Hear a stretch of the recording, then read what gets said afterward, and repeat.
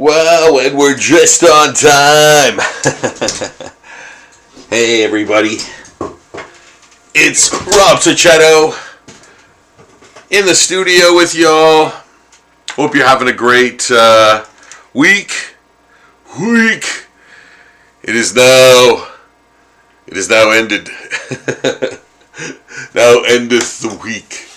We're Friday, man. Hot Friday night in the studio. It's just room temperature. It's a very nice temperature in here. I'm Rob Sachetto. I am the premier zombie artist to planet Earth.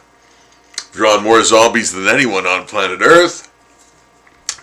Invented zombie portraits back in 2006 and have since done over 10,000 of them across the planet. Wrote and illustrated the Zombie Handbook, and as mentioned, more zombie art than anyone on planet Earth. And you can see all that stuff on my Patreon page, Zombie Daily, where all of that zombie art lives. So get on down. The link is in the description below, of course. Tonight's drawing of choice. Tonight's secret word. Mutant Zombies. Yes. This should be rather fun. We can kind of do anything we want. This is a Canson watercolor paper. I'm using the other side of it. It's a bit smoother, but it should have a nice effect. So I'm taking this from absolute scratch, of course. It's a blank page. It's got a nice smooth surface, as I mentioned, and the other surface, if you can see, has a bit of a texture to it. But maybe I'll do another one with that texture, and we'll see how that one turns out. So again, we're just going totally by instinct. Keeping in mind what could a zombie mutant be? Like first, what kind of pose, right? So I'm thinking like something almost distorted, I always think of that guy from RoboCop, who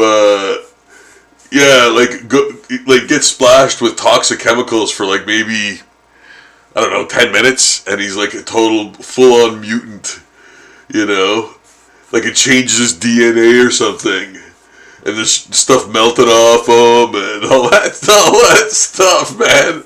That was so awesome. I love that. And then he just goes splat like a pumpkin on the windshield, man. So I'm gonna just sort of play around where we can go with this.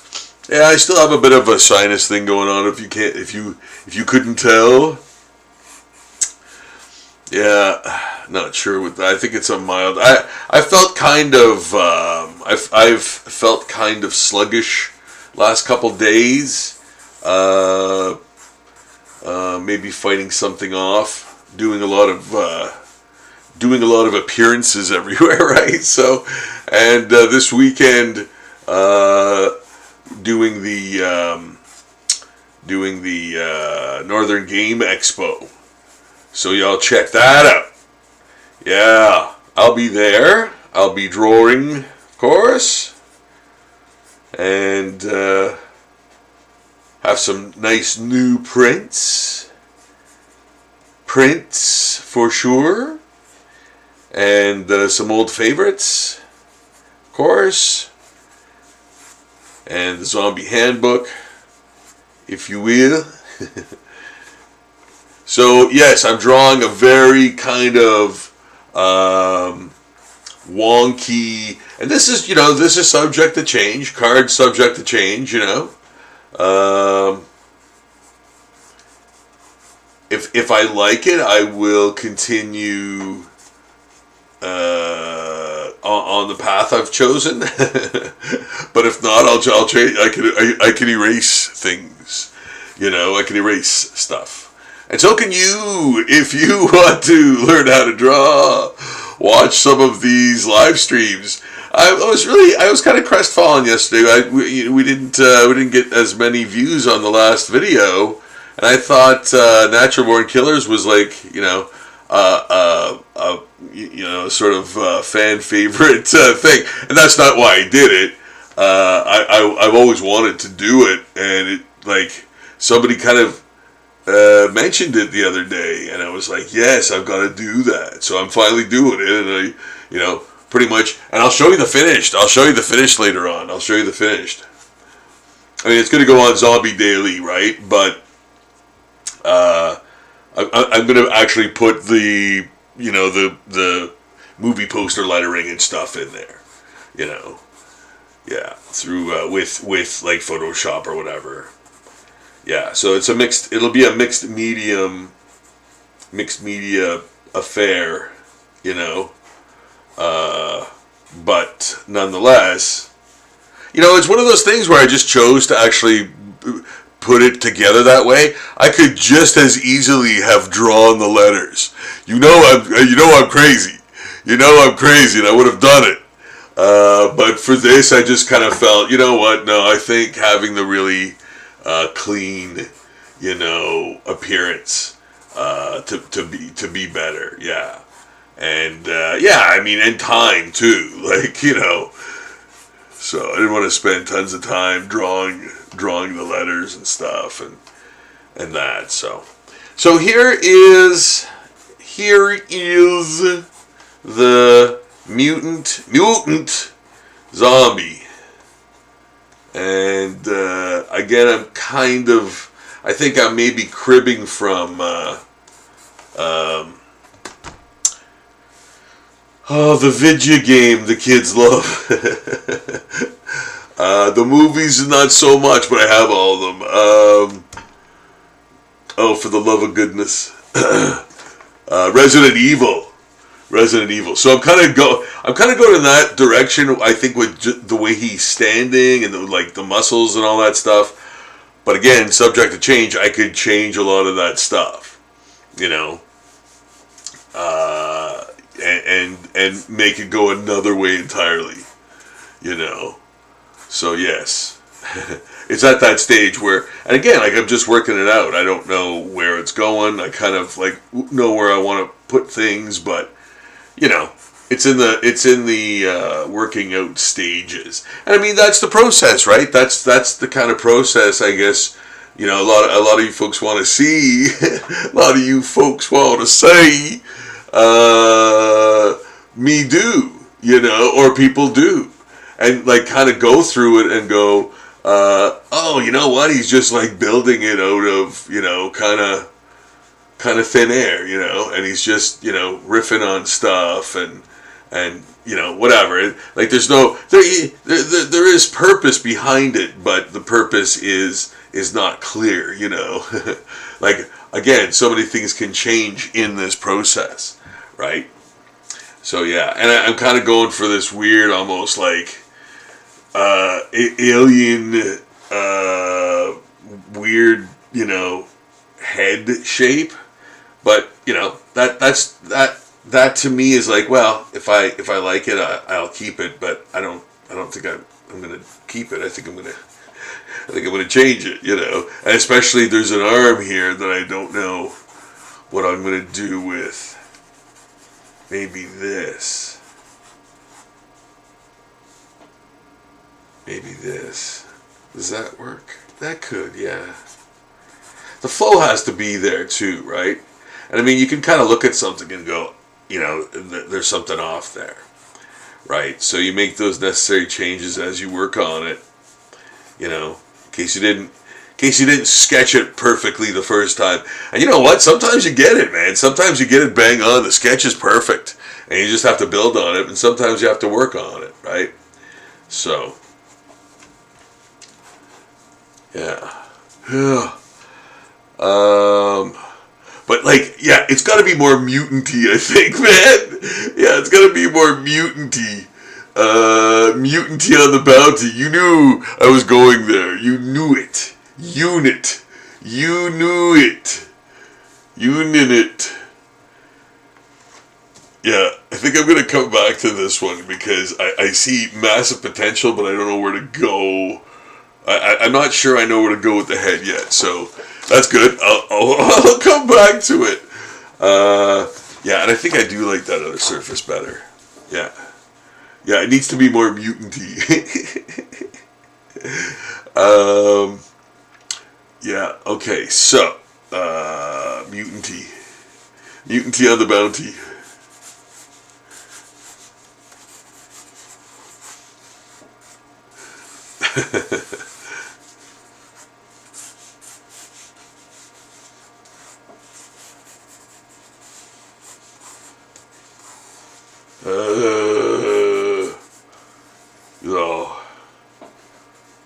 Oh. Yeah. Oh. Yeah. See, I know where I'm going with this. That's why this I find is like immediately, a more like genuine. I didn't have to work that much because I kind of knew where I was gonna go, you know.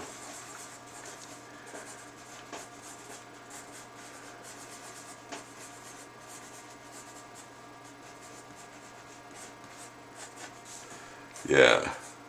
So again, but yeah, he will be way more mutant-y.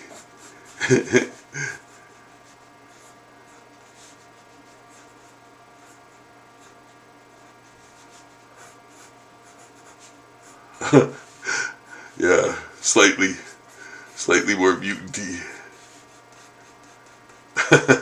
It's that giant brow. It's that giant, like, brow.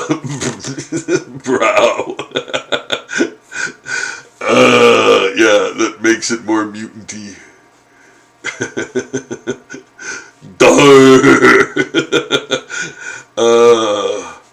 Yeah, but boss. But yes, I do I like this a lot. I like it a lot. Mutant-y. Unity. Immunity. Yeah, and then like, the bottom jaw's way down there. Yeah. Oh yeah, and you know what? It just leaves it open for all the giant tumor pustule like formations and like tubercles and all that wonderful candy. But yeah, it's true because you've got that great big surface, and you can kind of parlay that into some nice hideous accessories. Can I interest you in some yeah, fake nose, sink tap coming out, yeah, things like that, fish bones. But yes, a lot of weird, and thinking of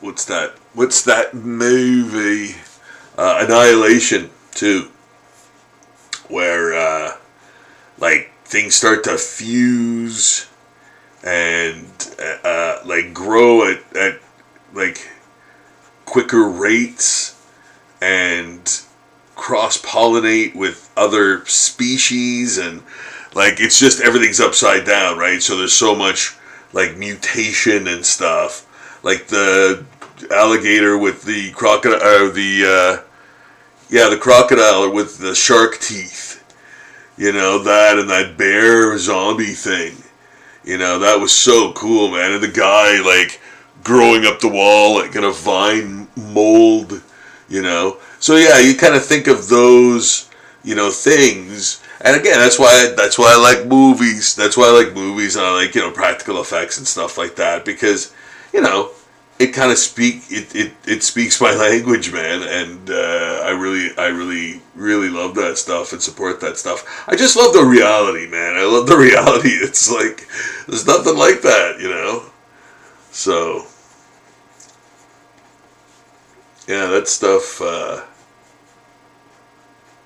That stuff really blows my mind, and I always praise, and rightfully so, The Void as being a really like incredible modern like cosmic horror movie gone way under the radar, man. It should be way, in my opinion anyway. I love that movie. I think it's one of the best cosmic horror movies ever. You know. For real, I'm not even kidding, man. That yeah, it is. To me, I think it is. It's remarkable, man, and like cross between like The Thing, John Carpenter's The Thing, and Hellraiser almost, you know, but the good Hellraiser, you know, the Hellraiser idea, you know, too, almost, you know.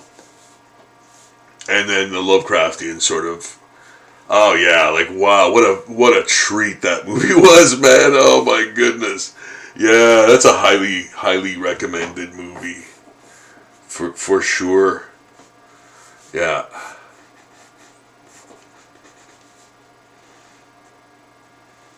Yeah, I think I've got a nice packaged version of it too. Yeah. So he is just hideous. You know what? Yeah, I kind of went a little too hard on the details up there because I was just feeling it. I guess I don't know, but yeah, I gotta have to figure out what the rest of his body's gonna look like. You know, yeah, I guess he's fused with his pants. Oh, I'm just gonna check the chat. Check the chat. Hello. Okay. There. Just thought I'd check. There. I've only been on for like 20 minutes, I think so. Yeah. So let's see. I kind of want his hand to be here, and to kind of be like skeletal. Yeah, but like skeletal, but with like tubercles and stuff on it, you know. Yeah, and like yeah, that kind of because yeah, he is undead after all. He is undead after all. So yes.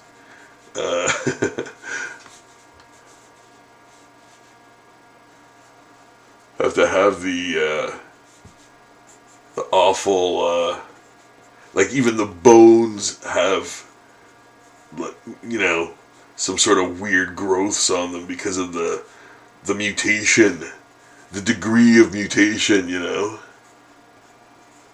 Yeah. Yeah, like okay, and yeah, even the bones. Oh yeah, okay, I've got an idea. Okay, that's great. Yep. Yeah.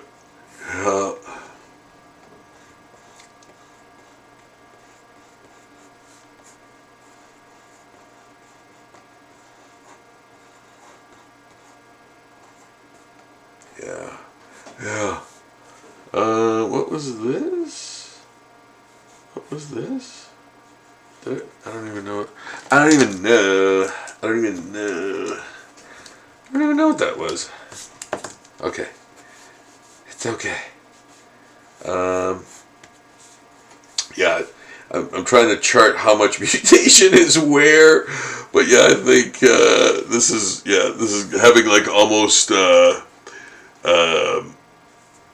do you call it, octopus suction cups and stuff growing in places. Yeah. Yeah, he's covered, man. He's covered. Like, he's just rotting and pulsating, man. but I don't like that hand. I'm gonna have to change that hand. I have to change that hand to something. There. Yeah. Much better. Sorry. I can't show you how to draw heads. It's illegal to do so. You must learn on your own the hard way, the hardest way. It's the secret of the hands.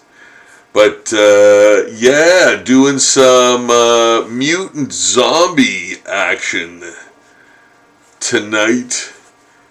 Yeah, doing the drawings from scratch, so you can see the whole process happen. I think I'm even gonna change. What do I want to do there? I kind of want to keep his pant leg, but I don't want this leg to be that too, or do I? Do we? Do I? But it kind of feels. No, that kind of works. Okay, no, that's good. Yeah. Yeah. Okay. Just working it out. Just working it out. Yeah. So that you see how the working it out thing goes, right? You sort of like, go in, draw something, it might not work, so you redraw it, whatever. You're thinking and working out the whole drawing in real time, right? So like you're trying to think fast and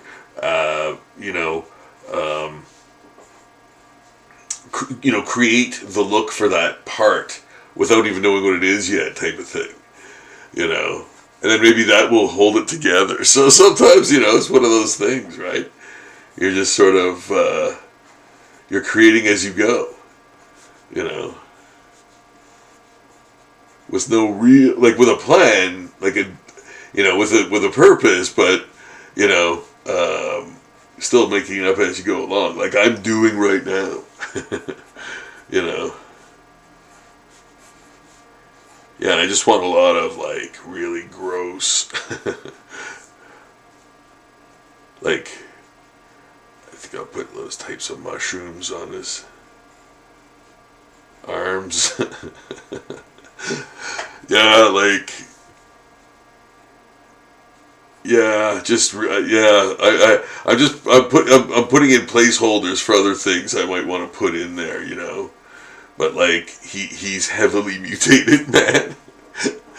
But he's also a zombie. He's also dead flesh, right? Yeah, he's controlled by whatever insane mutation is keeping him going, man. Like, yeah. Yeah. Like he's got just like tumors and all kinds of things popping up, holes, like just gaping wounds. Yeah. You think of those things, right? What's the backstory for this creature, this character, whatever? Whether it's it doesn't matter what it is. It's the main focus of the drawing, right? So how do you get there? Scientist left in the hyperbolic chamber too long, or whatever, or like a bunch of scientists left to die, and actually they instead, because the serum turns over and the gases intermingle, yada yada. There you go. Like it's a new zombie type, right? So yeah.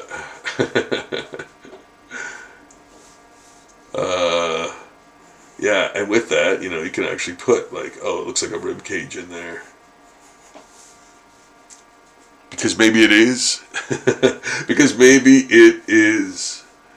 Yeah.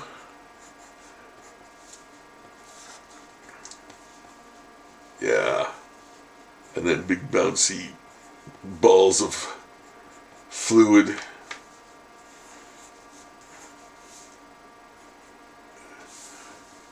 Yeah.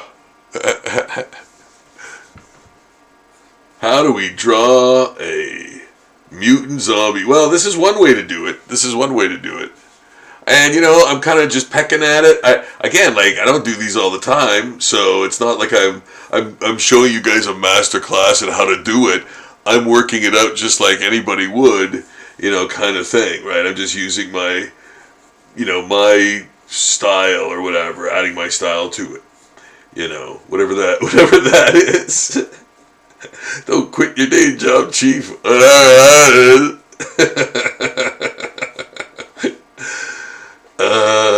The Simpsons.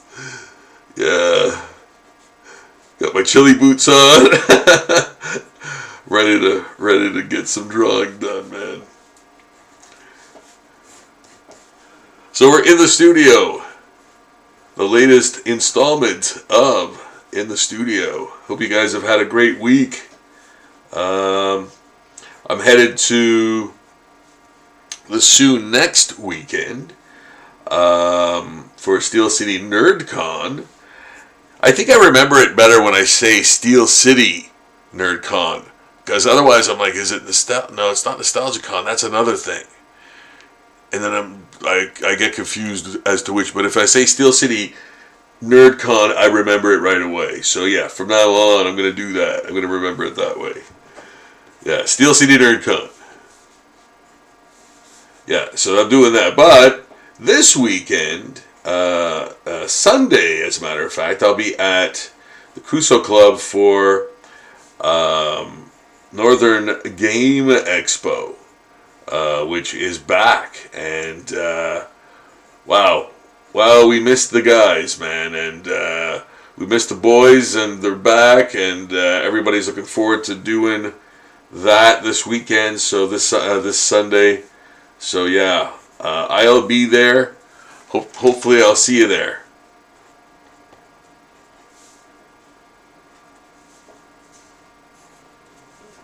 In the meantime, I'm going to do some more of this Mutant Zombie.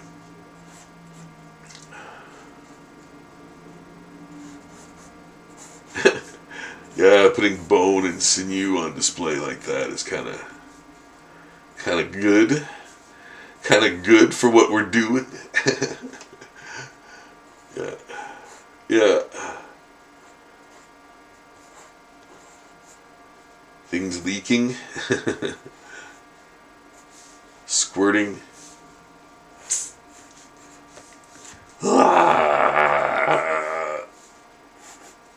Yeah.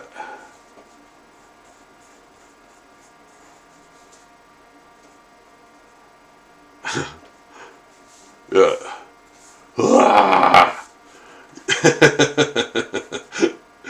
It's true. It's true.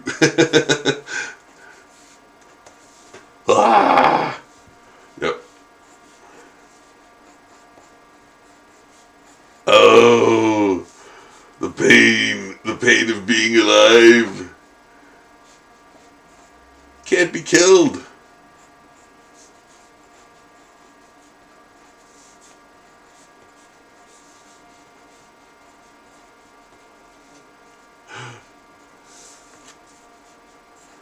This is more of like a instant mutant from some lab.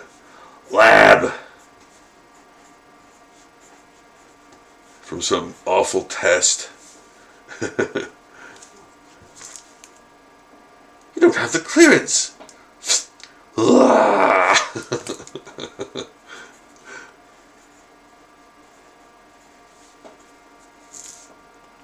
Yeah. I love the arm, the hand and the arm, the skeletal. Yeah, I love that. And then the crotch, whatever's hanging in lieu of a crotch, whatever's hanging off of them. Yeah. And it's whatever it is, the the chemical or whatever flesh or it's taking over his pants.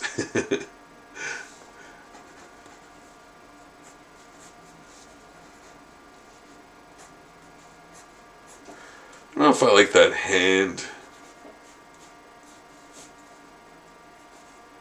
I think I need to do something with that. Yeah. Yeah, and then this, I think, too. Yeah, this doesn't work for me, brother. Doesn't work for me, brother. Yeah, put this, and then this. Yeah, like he's almost a crustacean up there. You know? Yeah, but it's true. You know. He that's how much the mutation is changing him. You know. It's like literally mutating parts to be other things. You know.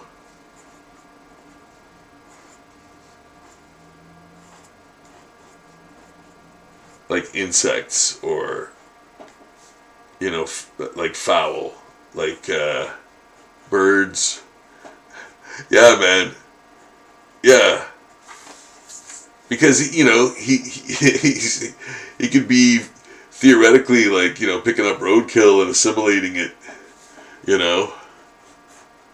I love that kind of stuff. I love that kind of like here's the leeway we got. We could do this with this character. He can like pick up stuff and assimilate it into his dead flesh and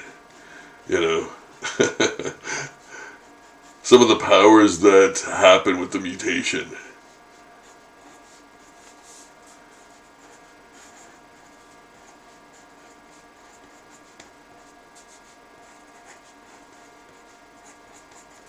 There, yeah. Yeah, and then they have some of those affectation. It's kind of like the Thing, right? Like taking in the DNA or changing the DNA or changing the basically everything about the host and making it themselves, and then being able to like warp that, into different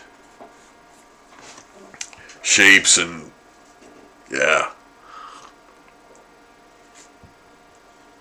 control it type of thing. Is crazy, like crazy when you think about it. So yeah, that's kind of the thing too. That's kind of the thing too.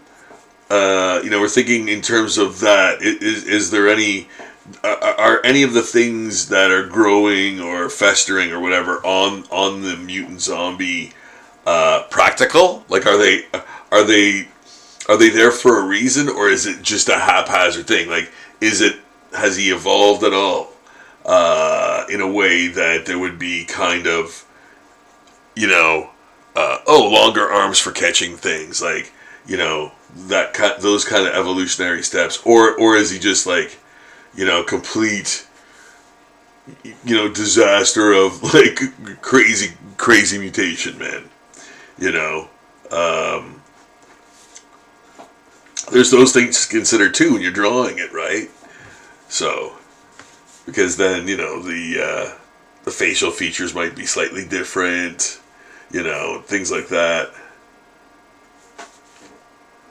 And it's not like I knew I was going to do this, but I kind of adopted the style for this along the way, kind of as I made it up, as we went along, all of this was kind of just done haphazardly, right? Or spontaneously, rather. And haphazardly. Yeah.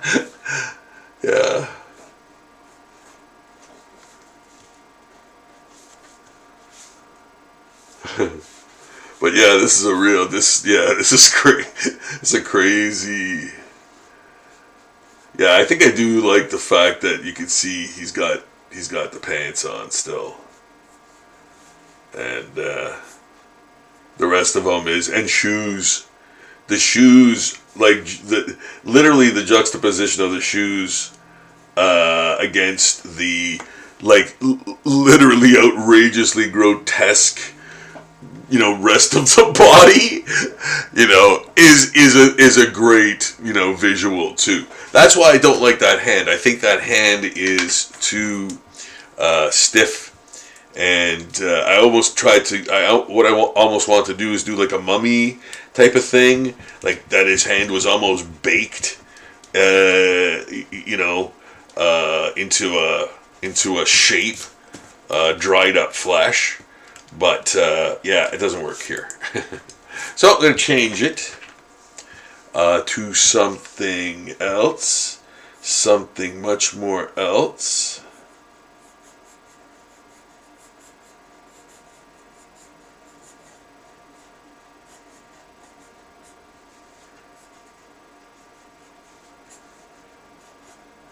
This will be less so stiff. And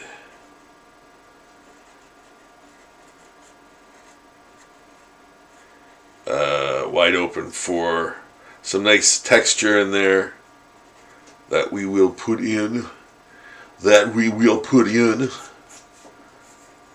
And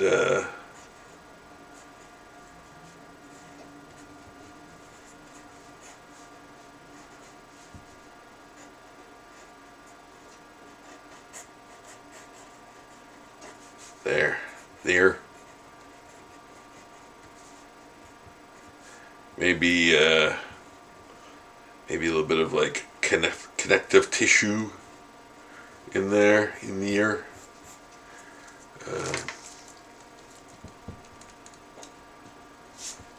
There.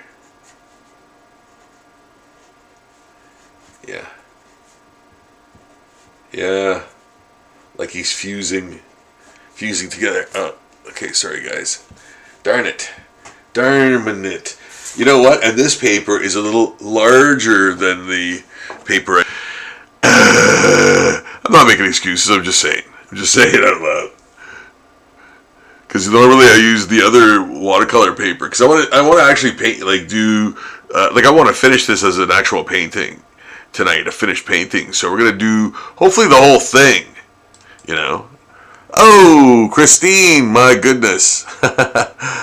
One more week, I can't wait. My phone's dying, was out all of it. My daughter Brianna, I can't wait to see the new works. Oh yeah, don't forget. Oh yeah, absolutely, Ludo. Yeah, Ludo. If I could remember the name. That's awesome. Ha, roadkill. Yeah, you do a burnt curried hand. Yeah. It's kind of exactly. Yeah. Or have it clench something like a dead rabbit or something. I don't know. Just throwing out ideas. I just made it into like almost a webbed sort of. Yeah, it's kind of weird. You'll see it more clearly when I ink it. But yes, thanks for the. I love suggestions, man. I really love that. It's great. I love taking suggestions or hearing suggestions from people. And I'm bound to get things wrong once in a while with pop culture references. So, don't be afraid to correct me if you see me getting out of line. If you see me getting out of line, yeah.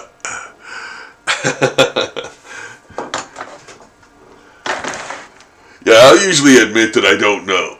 I will usually admit that I don't know because I don't have it all my damn self, right? So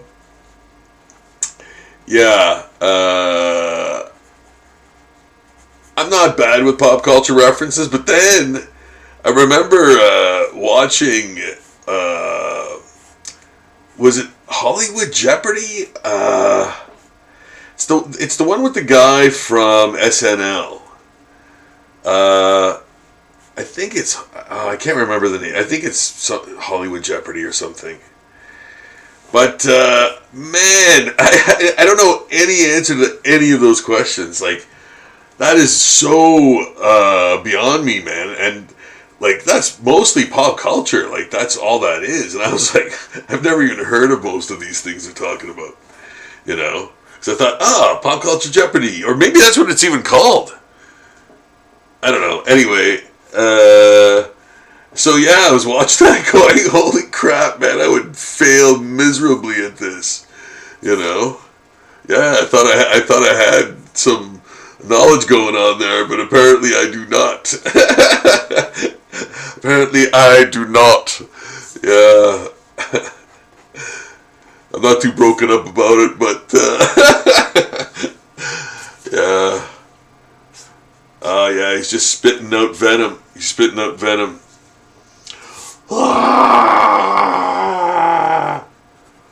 Yeah. He's dead, but somehow still feels pain. He's mutating. Maybe a giant vein in the thumped. Should I? Maybe.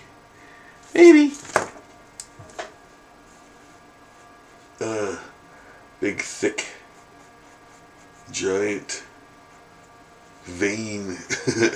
Look at the vein in that guy's forehead. Yeah, there. There,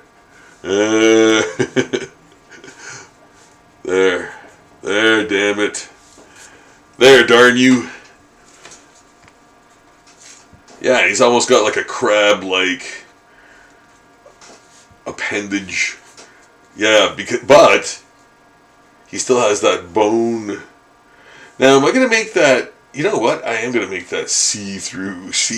Yeah, I am going to make that... Like, I'm going to open that up so you can actually see behind it. And make it, like, look like a really highly separated, obviously, forearm bone. But that's been, you know, completely... But you know what? Here's this. I think I'm going to actually do... Whoop. Fool. That just reminded me of a horrible, horrible thing I did once. Awful pranks. Pranks du jour.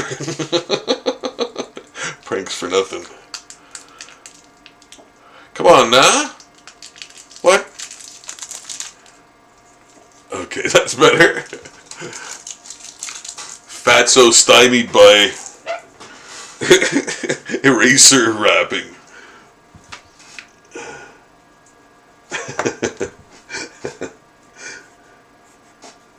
There. Yeah, I think I like that. I think I like that better. There. All right. Yeah. Great. Goody. Goody.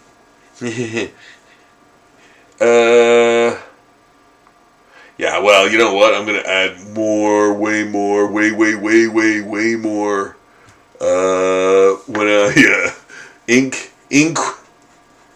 inky.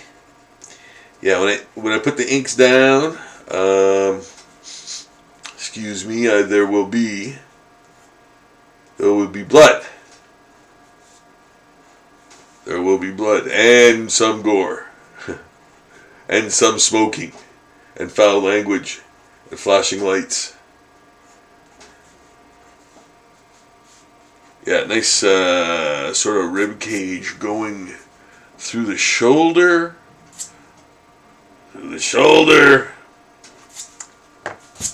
Yeah, I like that. Misplaced body parts yeah, misplaced, like or changed up or whatever. Yeah, I like that. Yeah, I think I like that. I think I like the hand there, like that. Yeah, it's like it almost reminds me of that Rankin Bass cartooning from way back. They did the Frosty the Snowman cartoon and so many other things like that. And it had this really angular, cool angular sort of animation style. And yeah, I really loved that, man. I thought that was great. Great animation style.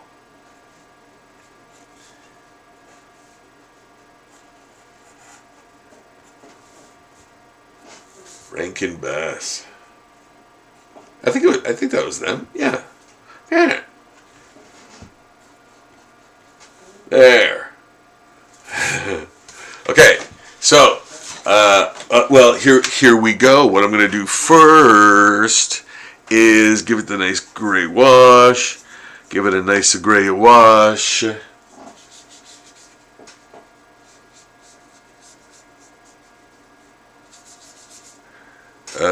To start, and then I'll get going on the other one. Yeah, I gotta change it. I don't like it. I don't like it. There are no edits here. This is no dress rehearsal. This is real life, and you know, I will make mistakes and botches and these things. But you know what, guys? I kind of don't care. I've been doing this for so many years. Like it just runs right off my back. I'm like, okay, I'll just do another drawing or a different drawing or whatever. Or I'll get back to this later. Or I'll use the other side of the paper to do another drawing. You know, so yeah, that's how I do things. That's how I operate when it comes to like drawing stuff. If I don't like it, even if it's good, you know, or even if it's passable, like this is absolutely workable, but I just don't like it. I'm like, I don't feel inspired by it. So, but yeah, otherwise, this is an absolutely workable start to a drawing. You know, we need some tweaks to like, you know, to fix the dynamics of it and that. But it's a work in progress, and you know, it definitely could be finished. But I don't feel like doing that. You know, I don't feel like finishing or working on that particular sketch. You know, I think I definitely need to change it into something else. And that's what I'm going to do. That's what I'm going to do when I get it back after I do the washes on this.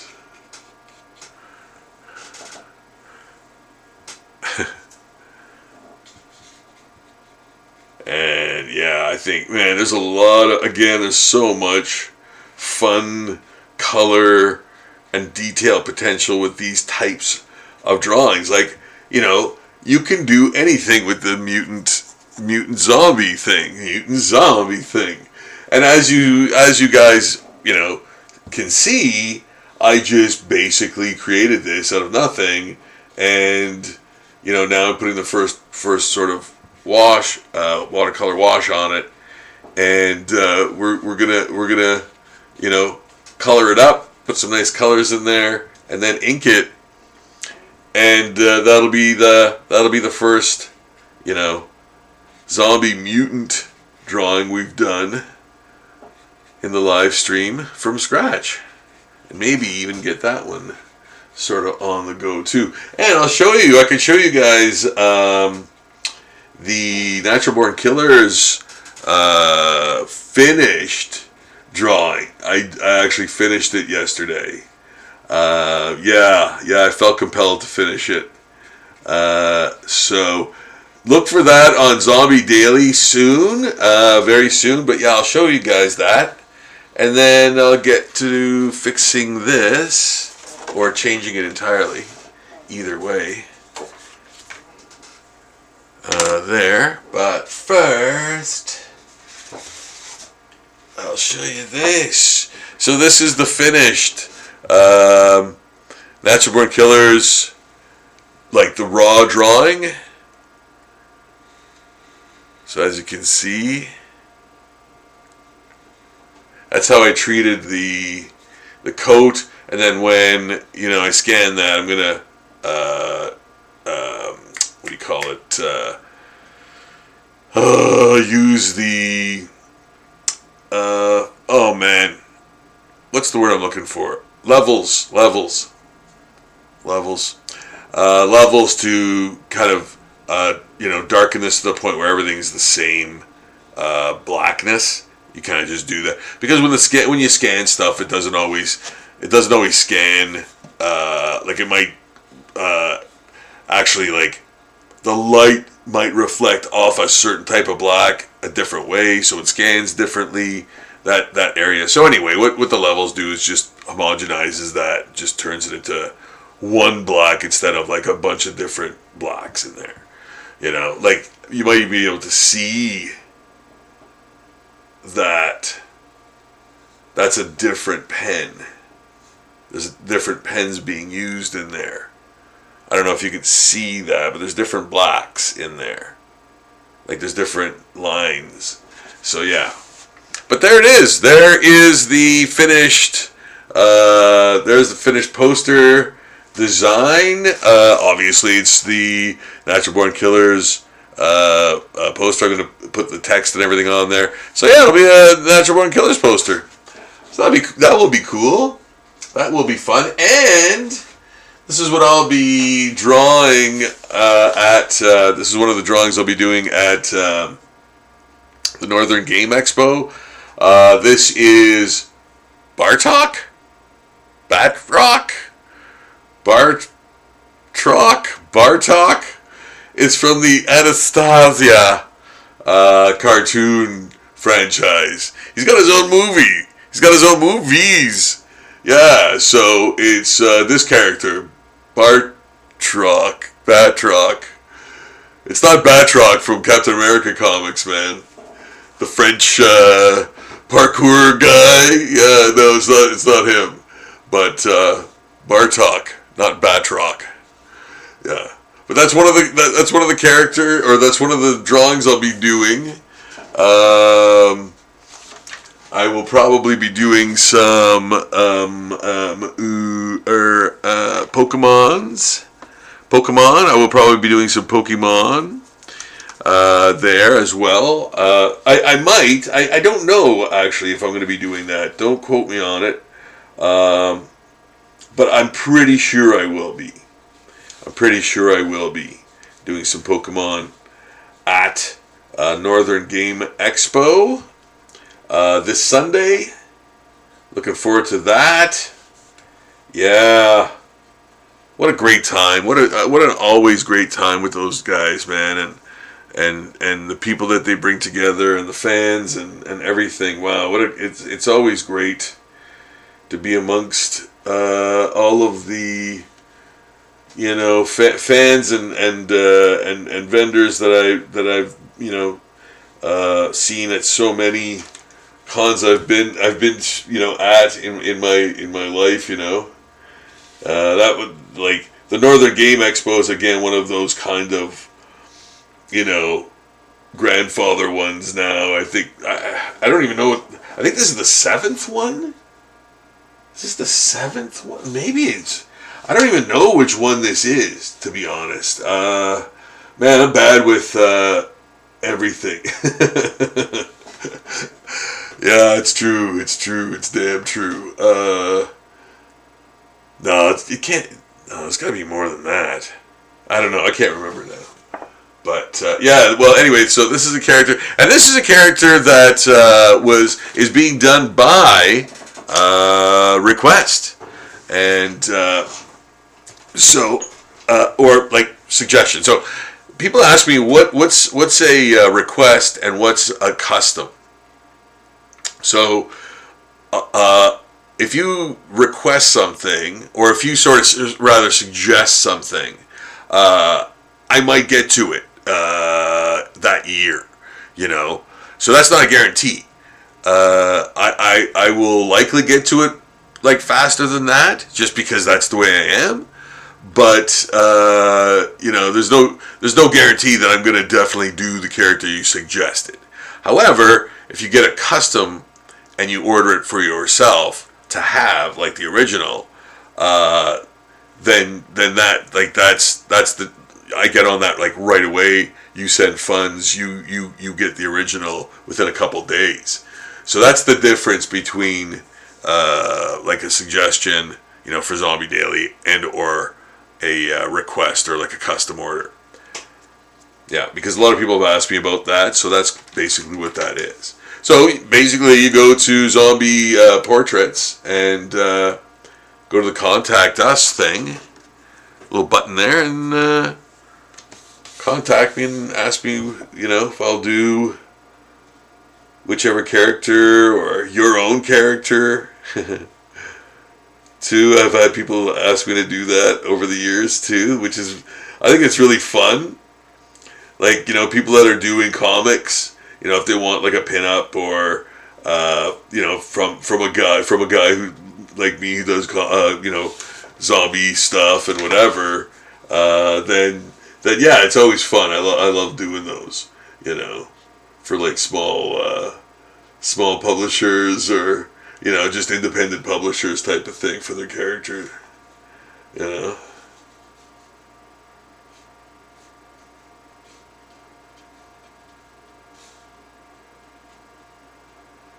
Either zombie or straight up, it doesn't even matter to me really. I love doing that kind of stuff, putting my spin on something. Yeah. Okay, so then there's this. Now, do I erase? I don't really. There's nothing really that I like about this. Like, I mean, like I said, I think it would be easy to fix, but I'm just not crazy about the pose. So I'm gonna erase it, and I'm gonna erase it. I think with. I mean, I can do it really easily with this big eraser, and I think I'm just gonna start right over. Start it over. And even if there's some schmutz underneath, that's fine. I'm doing zombie drawings here at skyscrapers in New York and stuff like that. So precision isn't of absolute necessity, But I must have some coffee though.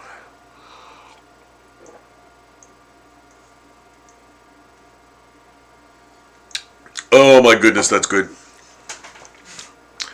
Let's check the chat.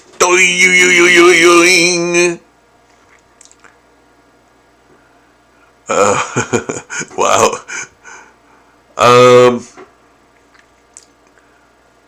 Rankin Bass also did The Hobbit, yes, then Return of the King. Yes, that's true. Looks absolutely great. Oh, Rob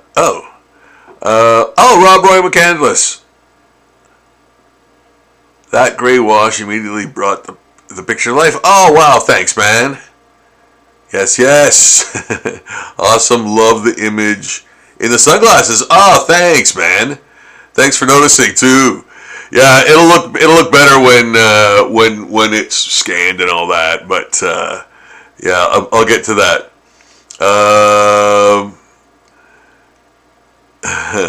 Oh my God, that's amazing! I'm a huge fan of the movie Natural Born Killers. Oh wow, great, cool. Thanks, Christine. Batroc or Bartok from Anastasia. Yeah, Bartok the Magnificent. Yeah, man. My girls are looking for more Hello Kitty characters if you have some. Oh yeah, man. I think I did all of them.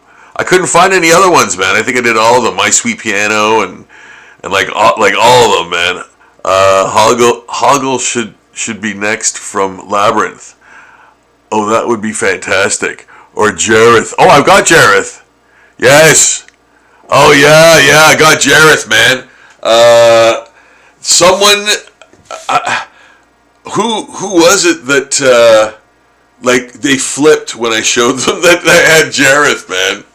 Yeah, just this past weekend, I think. I can't. I'm having a hard time remembering things at cons that I do or remember or see. Guys, thanks so much for joining me, man. Oh, it was you, Christine. Yes, I was gonna say that, and I'm like, what was it? Because there were so many people who like couldn't believe that I had X number of whatever, and so like I had a lot of that day, that weekend, or those 2 days, and because people were like, oh, you have this and that, so there was so much of that. It was so hard to like keep track of all of those incidents, because I think there was a lot of people who'd never seen my stuff before, which was really interesting, at this point in Sudbury, so yeah, with those conditions, right? I'm not like, oh, everyone knows me here. No, that wasn't the intent there. But my son just asked if you've done Alphonse Elric from Full Metal Alchemist. No, man, I have not. Alphonse is the giant suit of armor. No, I haven't. Man, how will I remember this? Oh, you know what? I'm gonna write it right down right now.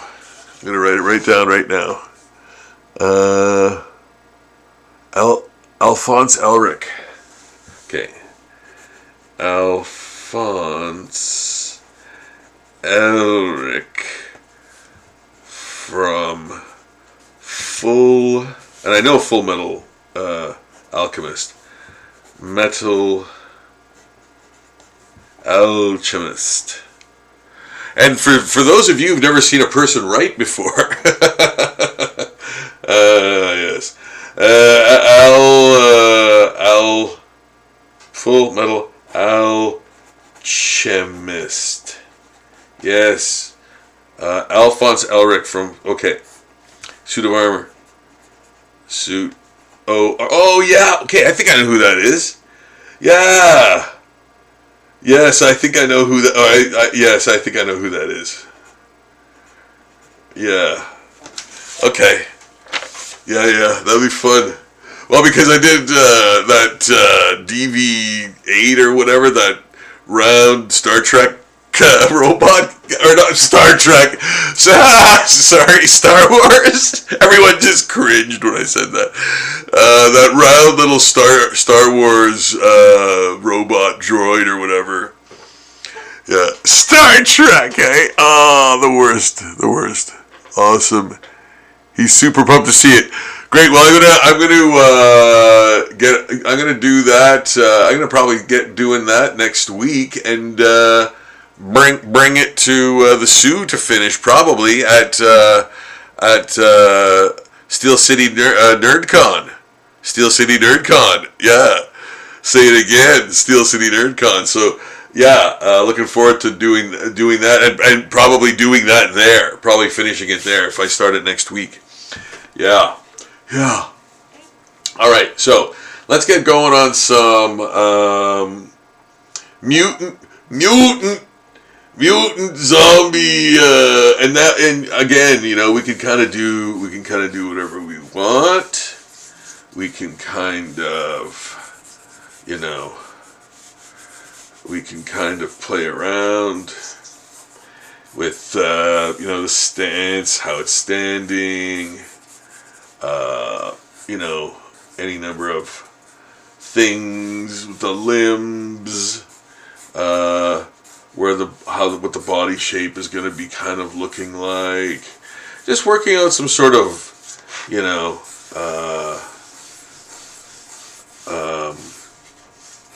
structure, details, and then maybe you know what? Yeah.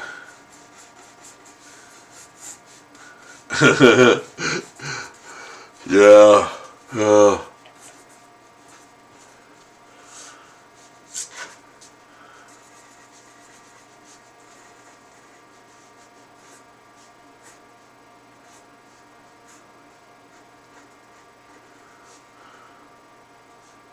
Oh yeah, that's creepy, man. That's creepy AF. It's creepy AF. Yeah.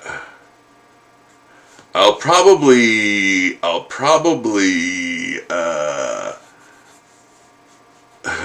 anoint the head with a couple of more little veins and things like that. But I think for the most part, that's what it's going to kind of be. And the body is just going to be an atrocity of like weird bone and outgrowths and like all kinds of weird tumors and yeah, like globs and giant like balloons of fluid, you know? Yeah. Waiting to just pop, you know? Ugh! Right in the eye! It's always right in the eye. Right in the eye! Okay, I'm gonna go back to my real-time studio where things happen in real time. There we go. And I'll be back to check the chat as we continue this evening of drawing zombie mutants. And man, we're having a hoot and a hanny.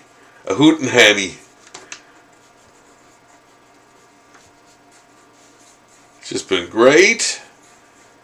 Getting some crazy, just weird zombie mutant action going on here. Yeah.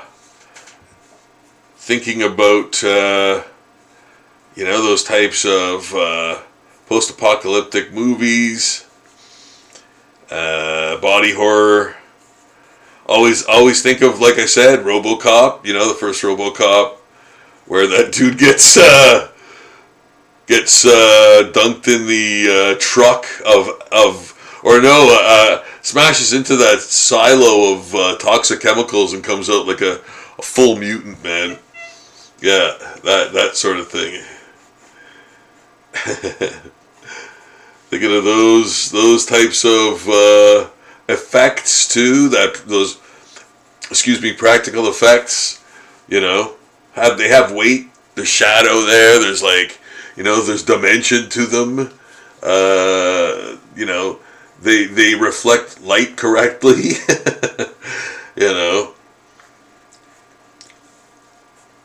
So, yeah, that I love that. I love that. So, well, you know what the thing is too, and this is why I have nothing against people who like McFarlane's work, is that when you grow up with that kind of stuff, you tend to like it and defend it, and I totally get it, and I totally get why, because I'm one of those kids who definitely, grew up with that kind of,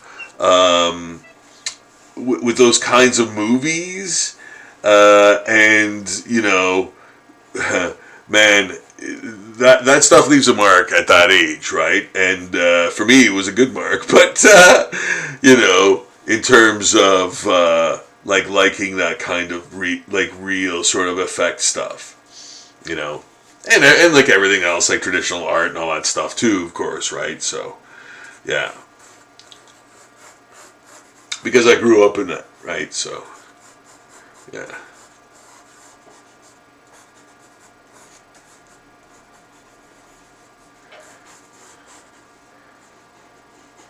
There. Knees all completely and this is like an outcropping of bone. We could even scorch that up a little bit. We can put sort of spikes coming out. What are they though? Is it bone or? Yeah, just unknown textures almost, Yeah.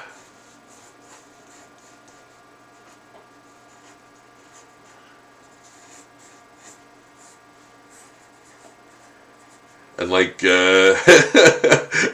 like the character on in RoboCop that turns into that sort of mutant zombie guy. Yeah, he gets splattered on the windshield of the car, like like a honeydew melon, man. It was quite a spectacular explosion. It was like he was made of liquid all along, you know. But yeah, that was spectacular, man. Okay, so this I wanted to kind of make the spine. It's my spine.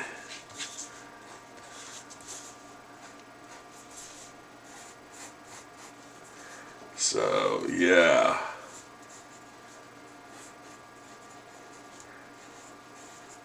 Hip bones.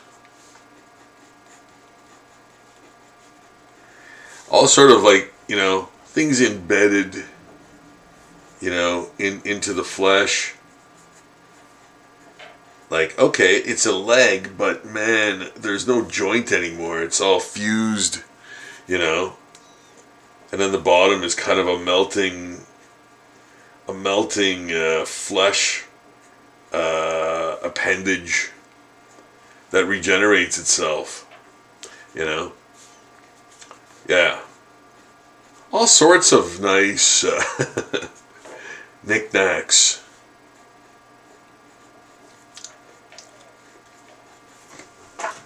Yeah. Yeah.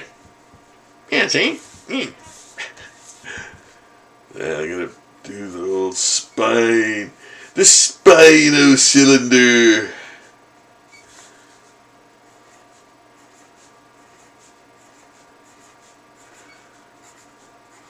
Spino cylinder. There we go. There, that looks very spiny.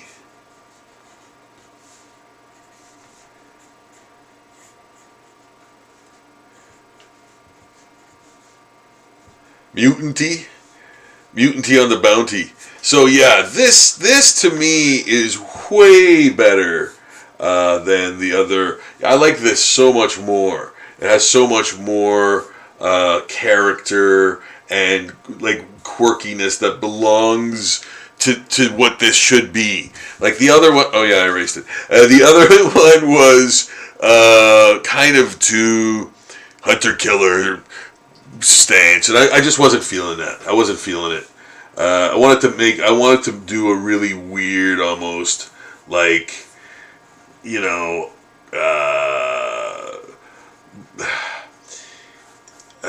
more horror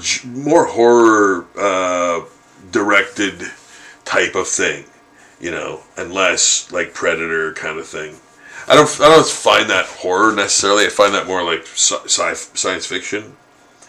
You know, like Aliens. Aliens, I think, is kind of more horror, but what do you call it? Predator, I find, is kind of more action science fiction.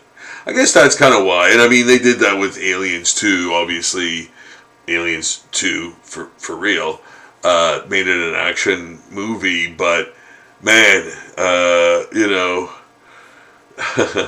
what a unique film, you know. Endlessly quotable, man, and watchable. Yeah. And then too bad they had to screw it up with the third one. That would have been so awesome if they would have had Newt and what's his name, Michael Bihn's character there. Ah, man. Yeah.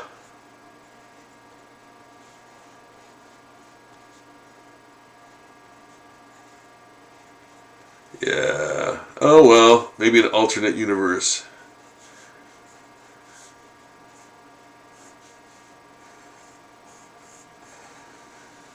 There, drawings. Drawing the mutant zombie.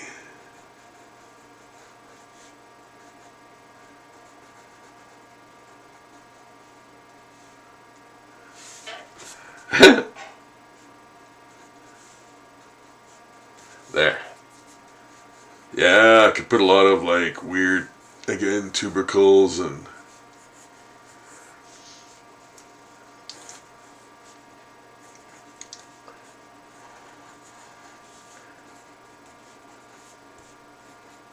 there.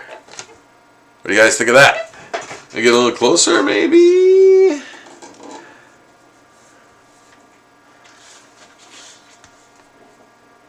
I don't know. I don't know about the face. I think I can change it.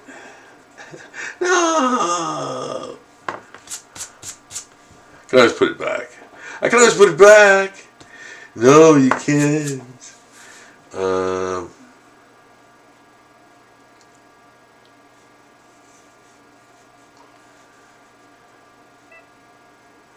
almost feel like doing this. Yeah.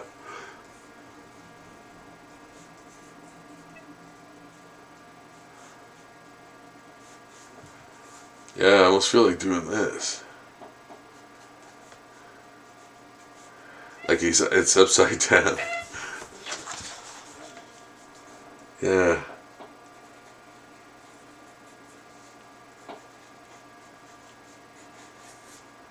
I don't know why, but I like that. Again, it's mutanty. It's mutanty. Because you don't expect the head to be turned around like that. You know? Mutanty. Maybe this. See, this is what happens. This is what happens when you're doing the process, you know. So if you're thinking, oh, it takes forever to do, it's like, well, yeah, but you're having fun doing it, man. You're having fun doing it too, you know, and you're finding what the best image is that you want to go with, you know, rather than picking the first thing that you put down, you know, and seeing what your options are. Like, I think that might be a little too on the nose, you know, like, like that kind of Punisher-ish type face. I'm thinking, no, you know what? That's not. That's kind of not where I want to go with that. I kind of want to go a little bit more like surreal, almost.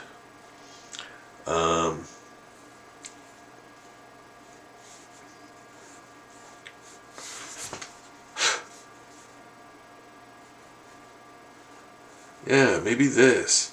Even that, I think, could be cool.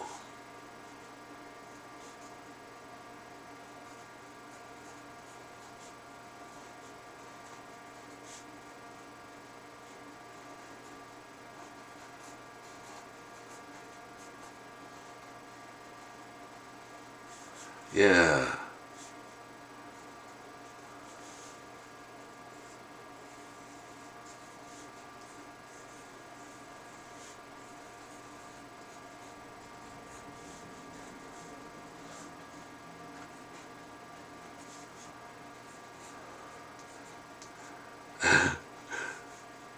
Rob's on silent mode. No,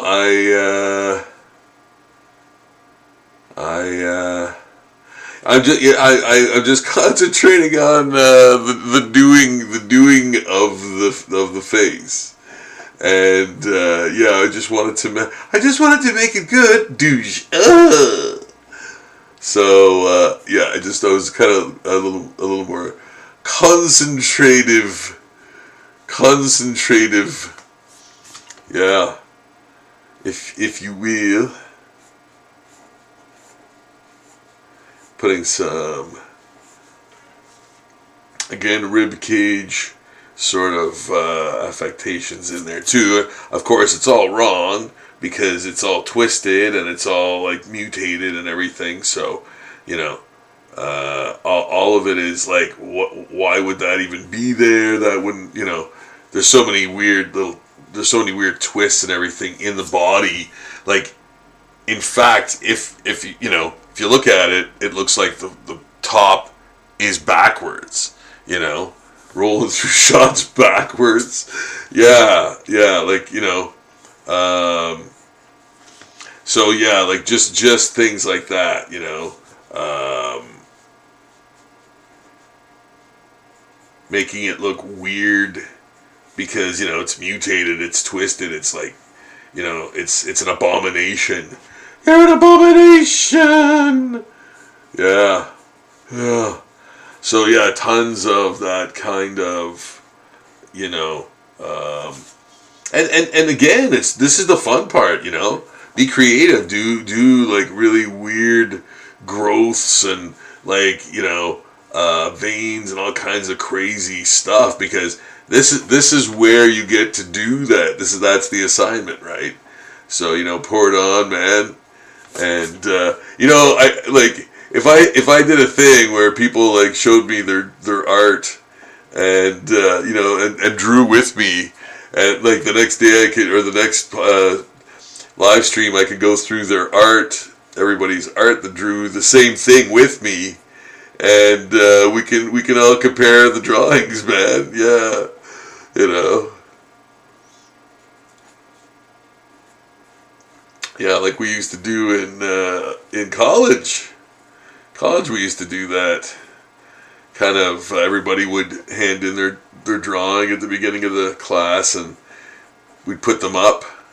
And yeah, we'd look at everybody's drawing first, and then the teacher would do the critique and everything, and that was great. You know, used to love doing that. Yeah.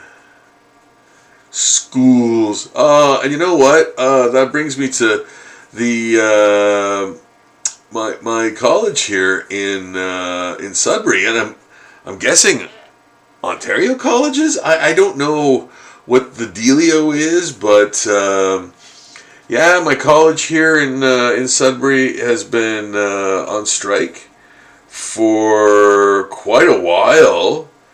And I really miss walking through the halls, man. So I hope you guys, you know, come to an agreement soon, in which you're all happy, and get back to teaching, man. Yeah, yeah.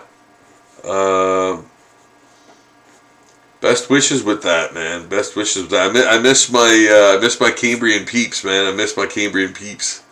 I really do.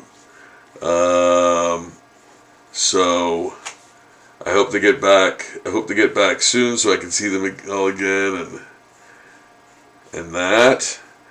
Um, yeah. So good luck with that, guys. Things. I had no idea actually that was happening until recently. So I'm not a guy. I'm not a guy about town. I'm not a guy that keeps up on current events.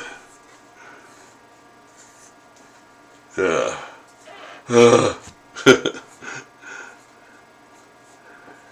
And yeah, I'm putting in all sorts of like, oh, you know, they might be placeholders for something that I want to add after, but you know, this is a very, you know, for me, I think this is a very strong, much stronger than the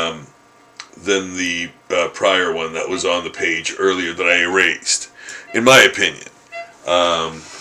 Yeah, I thought that was, again, it was not a pose that I wanted to explore. Two hunter killer, not enough like mutated zombie, you know. So, and of course, when I ink this, there will be more things, you know, happening in and around the growths and stuff that populate its frame, you know. So there'll be other things, you know. Um,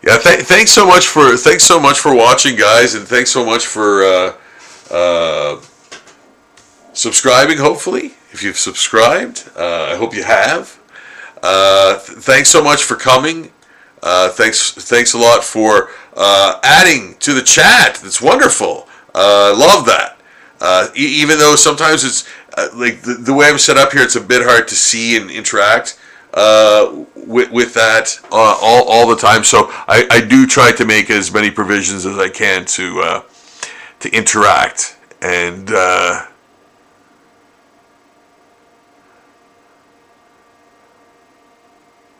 Yeah. And guys, I want to thank all of the new subscribers as well. Man, we're so close. We're so close to that next echelon of hitting the algorithm stream with a little bit more finesse and a little bit more sort of people power. If any wrestling fans out there will know where that reference came from, but people power. Guys, your generosity in way of subscribing and watching has really paid off in the last few months, and we're really getting up there. So maybe I might be somebody one day. So yeah, help me get to the next echelon just by subscribing, and hopefully you like the material. Hopefully you are entertained by some of the drawing sort of tutorials and just sort of drawing sessions I do, and if you see me out and about at cons, come by and say hi, and please subscribe to the channel. Of course, when you do that, you also help out my Zombie Daily page, which is on Patreon. And yes, over 4,000 posts. Like, I was like, what? It seemed like just yesterday, I was, I don't know, like 100 and so posts away from 4,000, and now I'm like 65 past 4,000 posts on Zombie Daily. So check that page out, guys. It is nuclear, and man, there's so much zombie art in there. You'll be blown away. You will. Just the sheer amount done by one human will, like, that's worth the price of admission, which there isn't any, itself. But speaking of admission, if you would like to support the channel further by a $2 a month donation, please feel free to do so if you have the ways and means to do so. That would be absolutely astonishing. I would be absolutely flabbergasted at and very overjoyed with that news of your support. All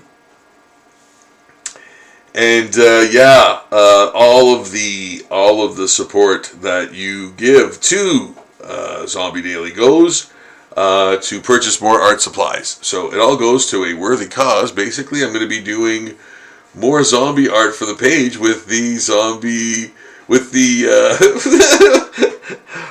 the art supplies that you donate through Zombie Daily. So it is a perfect circle, as it were, as Maynard James Keenan would say. It's a perfect circle of life. There it is.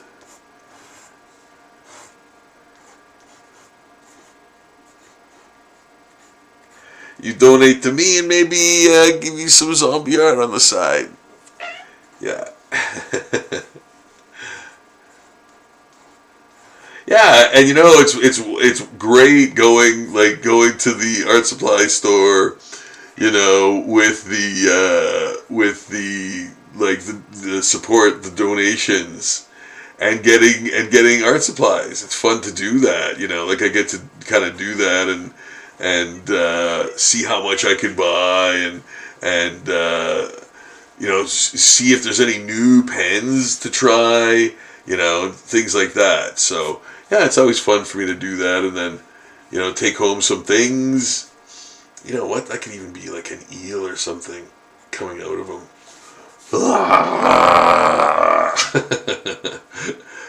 Yeah, you could have like spikes or some weird like skin tags on bone, you know, like just gross stuff, like jelly-filled sacks, you know, oozing sores, all kinds of nuclear bric-a-brac.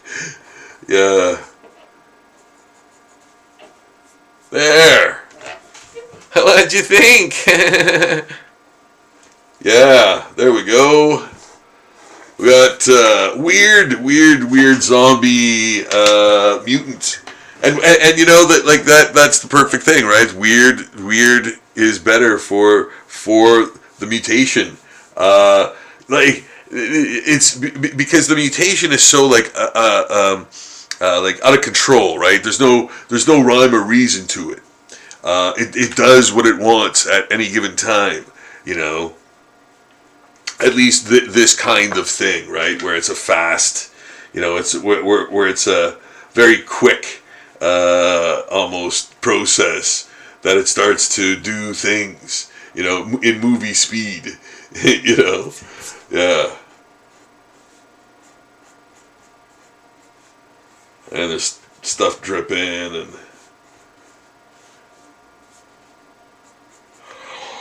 Oh my goodness!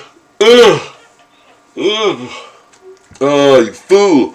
Yeah, I've been feeling kind of on the low down lately, but yeah, I don't know. I think just fending off the seasonal germs is enough to sort of, you know, tire you out, man. Yeah, this time of year, right? And then plus I'm going to a lot of like I'm doing a lot of conventions or a lot of convention dates too, and things like that. So, you know, not that there's anything wrong with that. No, it's just the nature of the beast, right? Like you're at a convention, there's many people there, and you know, you interact with people all day long, right? And sometimes you can feel them talking into your mouth, right? And you're like, ah.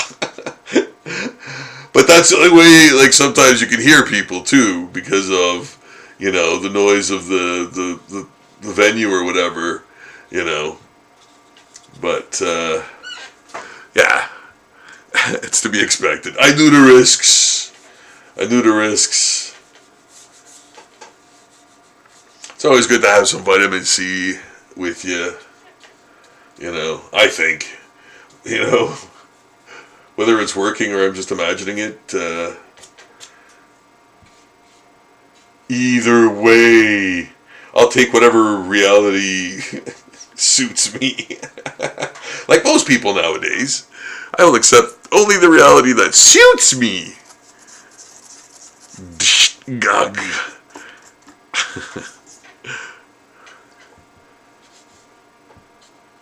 Oh yeah, I like that. I think that's better as a bone in there. Yeah, I think that's better as a, yeah. I just have to make sure I don't go over the line. Go over the line, Montana. I'm not, Mel, you are.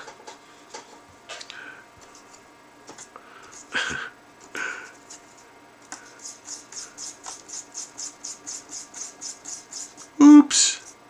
I saw a little kernel of black go in there. I hope it doesn't show up and make a nice deep chalk line in my page here. So you gotta be careful sometimes. The black watercolor, the way it dries, sometime it doesn't fully dissolve in water, and will leave like a black nugget within your brush. and it'll pop out and make like a thick, like a dark, super dark black chalky line in your surface. That's very difficult to take out, you know. So yeah, things you got to watch out for, I guess, you know. And again, like that's just the watercolor paint I use. You know, if you use something else that doesn't do that, more power to you, obviously. And I think I've used a type that didn't do that. But whatever type I'm using now, which I think is just Stadler. Yeah, it's Stadler too. Man, I use Stadler for everything. Man, I use Stadler for everything. It's a versatile pen. Now give me money. Now do the thing where you give me the money now. Yeah. But no, I do, and I think a lot of it has to do with well, you know what? I'll tell you one thing. The paint, the watercolor paint, and then I think they do acrylic and oil too. Those tubes. I'll tell you, they're really affordable, and that's why I use them. And I know Stadler's a good name. Like I know they're a good name, you know. So when I see them for like, I don't know, like a thing of watercolor tubes, like a whole thing for $10-15 or whatever, I'm like, yeah, man, I'm buying that, you know. So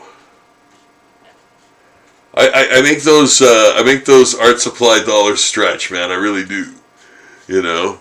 So if you go to my Patreon and you go like, yeah, I'll give this guy $2, as if like a month, yeah, I'll give this guy $2 a month for more zombie art than anywhere else on Earth. Yeah, and then more every day. Yeah, I'll give this guy $2. If you do that. End scene. So if you do that, you'll know that I will make those dollars stretch. I'm not buying fancy cars or anything with it, or anything of that nature. I'm legit. It's for art supplies for Zombie Daily. So yeah, has been for a long time, you know. But before then, it hadn't been for a long time. I was just doing it, you know. So I was like, oh, that would be great to do a Patreon for this, just for the art supply money, you know, funds to finance more of this, you know. So what could be a more, you know, innocuous kind of thing where it's like, oh, yeah. You're doing it for the love of the art, you know. For you're donating for the love of creating more art, you know. So it's like the perfect kind of. I thought it was like a really perfect kind of Patreon to have, you know, because it's all art oriented. You know, hopefully I'm one of those guys who like they go, well, we can't discontinue making these pens because there's still this Sachetto guy buying them up in Canada, you know, so we got to keep making them for him. Like hopefully see that looks like ink lines, but no, that's that little pebble of black that's in there that got out. Yeah, exercise the diamond. So there. And it's, like I said, they're almost impossible to get out. Like, you know, it'll always remain there, in there. You know. So there.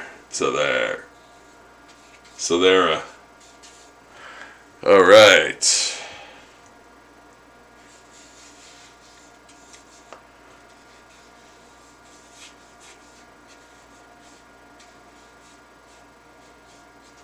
There. Yeah, it's that giant brow. Yeah, it's the giant brow. Just gonna check the chat. Oh, heavens. Okay. Love these videos. Oh, I love these videos. Thanks. Thanks so much. I will hang out with you all day if I could. I work Sat. Hopefully I'll stay all Sunday. Give me a list and I'll get a discount at Staples. Yeah. Get you some supplies. Yeah. That's awesome, Christine. Yeah, maybe. Yeah, for sure. I would be happy to help you out. Things with the... Thank you so much, Christine. That's very nice of you. I really appreciate that. Yes, that is wonderful. Thank you. How are things with the Canada Post strike for work? You know what? I only had one incident. I only had one. There was one thing where I had to send a package to the United States, and I had to go back home to log into this website. I'm like, I ain't having this, man. Like, and it's like you have to do that each time. You have to take a picture of the envelope. I'm like, oh my goodness. Like, this is so dumb. Like, this is so dumb that I have to do this now. So, you know what, man? I'll do it for fans. I'll do it for fans in the United States. But just for the record, like, it's a massive pain in the arse right now.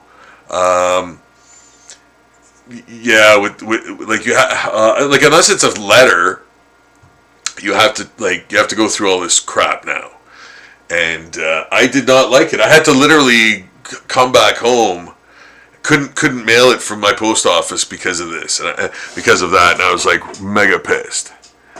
But yeah, like I sent stuff to Germany and other places, and there was no problem. So like that just kind of sums up the whole, like, you know, how everything is now, you know, which kind of sucks, man, you know, which really does suck, you know. World's supposed to get better, not worse, you know.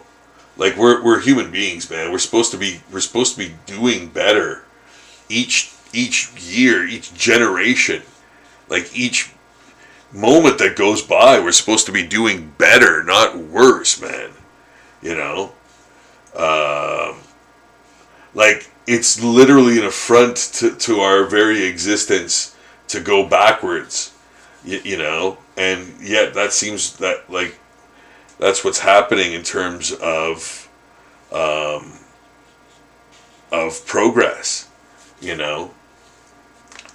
Yeah. Anyway, what are you gonna do? What are you gonna do? I'm just an artist. I just gonna draw some funny pictures. I'm an artist, alright. Yeah. I love doing art, and I love drawing zombies. So, you know what, guys? This is the thing, man. Like, I'm so glad that you have come to watch and check out the fun and see how it's done. And sounds like fun on a bun. You know, watch the artistry, the magic of artistry happen and creation, and see how it's really done. Like, again, no edits, man. Like, I'm flubbing stuff left, right, and center, and changing things at the turn of a dime, and things of that nature. So yeah, like, you know, I am by no means perfect at anything. I am still always learning and growing, and you know, creating and hurtling towards the future. Yeah. So let those guys dry. And I always got one of these on the go. So yes, I posted the 1090th Zombie Pinup Diva today. Yeah, In the SCUM, most things have to be shipped pure later or DHL or other shipping, and it is expensive. Yeah, agreed. Sorry, it's a hassle for everyone right now. Yeah, it is. It is. Sigh. Yeah, what are you gonna do? What are you gonna do? You know, we just do our best, man, to get through stuff, and you know what? Like I always indicated in all, I believe, of these livey streamies that I do, I always try to encourage folks to do art, and it really does. It really does calm the jangled nerves. It's like there's a rat in my brain. It really helps to really relax and comfort and make you sort of think on a different level and use parts of your brain that you don't normally use, and let those parts relax for a while you're using these parts. I'm a psychiatrist, one of those guys. So yeah, I mean, how bad can it be? No, I mean, it really does help me. I can vouch for it for sure. It really puts me in a different place, and yeah, I do honestly think in a different wavelength when I'm drawing, right? Because yeah, your mind is not in those other places. It's there with the thing in front of you, right? That's the goal, right? That's the goal you want to achieve, is to get rid of all the other side buzz and stuff, and just concentrate on what you're doing. And yeah, and that's why like doing life drawings are great, and that's basically what these Zombie Pinup Diva drawings are. I always thought that life drawing was incredibly important for students to learn to do, and again, regardless of what technology's out there, has nothing to do with that. It has everything to do with your knowledge of anatomy and those things. Can you draw stuff? Can you draw the human form? And life drawing is the best way to kind of practice doing that, right? So that's basically what these are for me. They're life drawings of images from the internet, like just like basic poses at different angles and things like that. And sometimes, obviously, I stylize them. I'm obviously doing the zombie effects and things like that, but I'm using those poses and things as a reference. So I'm doing life drawing kind of thing from that. And then, some are closer than others. Some are, like I said, a little more obviously cartoonish and more, simplified and things of that nature. But, I'm getting all of that imagery from like a pose, from a life, like a model, basically. So you wonder, like, can I draw that without the reference? And the answer to that is yes. I can, do, drawings. Well, obviously, right? You just saw kind of that with the Mutant Zombies right there, kind of drawing stuff from thin air, so to speak, or spontaneously, right? Don't need a reference for everything. In fact, most of the comic book stuff that I do is just, created from rough drawings, and then it's all like original art. There's very little. I don't think there's a lot of like the backgrounds I did do because it takes place in Toronto. So I wanted to get a lot of Toronto landmarks in there because I've been to Toronto many times, and like some landmarks aren't there anymore, but that's the way the world goes, right? But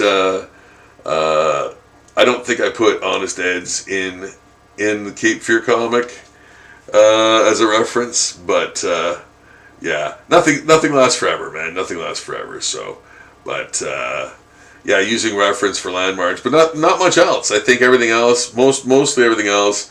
I might use reference for like a bar or something exterior, like just looking at it, just to get the feel for what a bar exterior looks like for something. Like if I'm doing that, I know that's a shot that's coming up.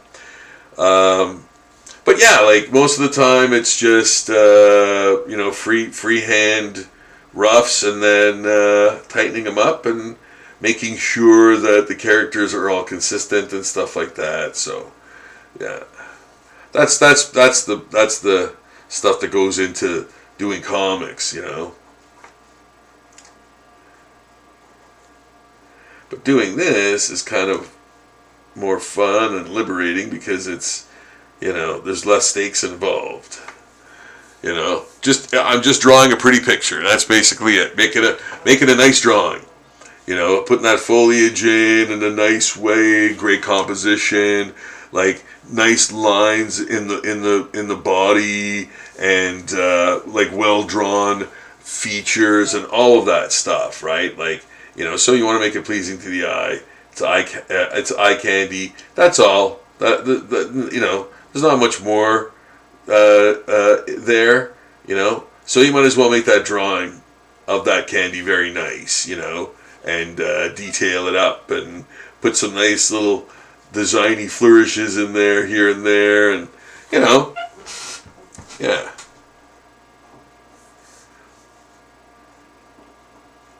Like with the leaves and stuff, Put some nice details in there. Oh, that leaf looks folded, or that's a maple leaf in there. That leaf's all rotting, or that leaf still got its little tail there. It's a little leaf tail. This is like a fern, and this is another fern on top, and then this is one of those like those what do you call those guys? We call those guys. Well, they're ferns. Oh, they're fiddleheads. They're like the fern. What do you call it? Bud or something, or yeah, I guess a fern bud.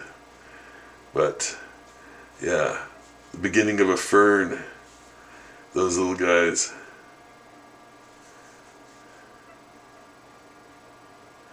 Yeah, they look like little dinosaurs. But yeah, they're fiddleheads. Fiddleheads. Some people eat those. Yeah, they go out in the bush and find them, and they're good in salads. They're good in salads. I'm sure I wouldn't know. I like salads.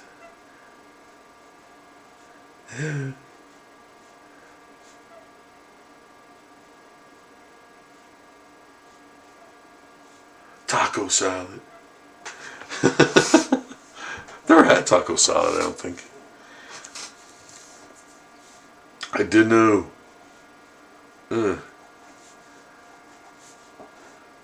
There, again, some nice, very sharp lines in there. And I'm going to kind of bookend that with some very unsharp lines. In fact, they're going to be rounded, and yeah, that'll complement, I think, that side. Yes. Yes. Okay, let's check in on our mutant zombies. That came along nice. Wow. Okay, good. Okay, good. Okay. This one, did I do this one for? Oh wow, that's still wet, like wet. Oh, that's super damp. Okay. Well, not too wet that I can't give it another what do you call it? Wash of things. And yeah, I like that almost unnatural color.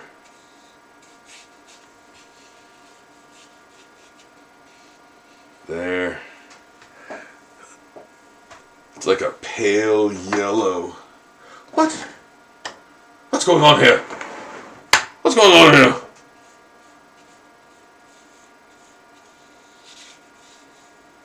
There. Yeah, see, there's a nugget of yellow, but that kind of dissipates into. I'm gonna add some gray in there, gray in there.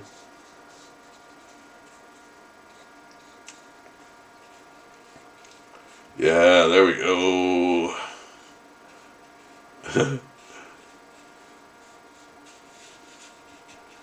Yeah. Yeah.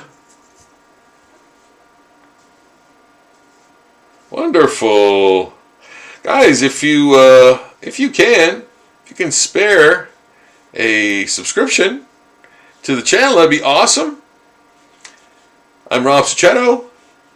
I am drawing zombies. You're in my studio.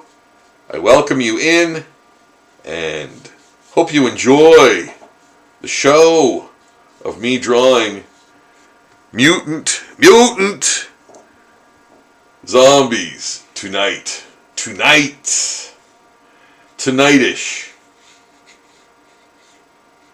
Hope you enjoy the drawing.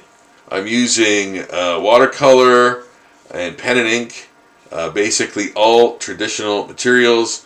Oh yeah, what do you call it? The Natural Born Killers poster is going to be done with mixed mediums. The medium I'm going to use also, in addition to the traditional stuff, paint and pen and ink and all that stuff, excuse me, is I'm going to add text in Photoshop. So in post production, if you will, I want to make it look like a real poster. Like I want to make it look like a real movie poster. So yeah, I'm adding like I could have drawn, like I said earlier, I could have drawn the lettering in there, but you know what? I wanted to do it like faster, and I think it's better just to pull the text off the original poster, and I'll figure out a way to add it on there, and yeah, do it up that way. Yeah. So I'm gonna scan it, and then I'll put in the final touches with the lettering and everything, the text, and that should be good. And then I'll post it on Zombie Daily for you guys to check out. Okay. Yeah. That's Zombie Daily. If you haven't heard, it's where all my zombie drawings end up for you to see every single day. And I've been doing that since 2008. 2008, if you remember that. You remember that date. Yeah, that's how long I have been putting a new zombie drawing or painting on that page. So there is way over 4,000 posts on there. Most of them zombie drawings by me, and that's for the most part.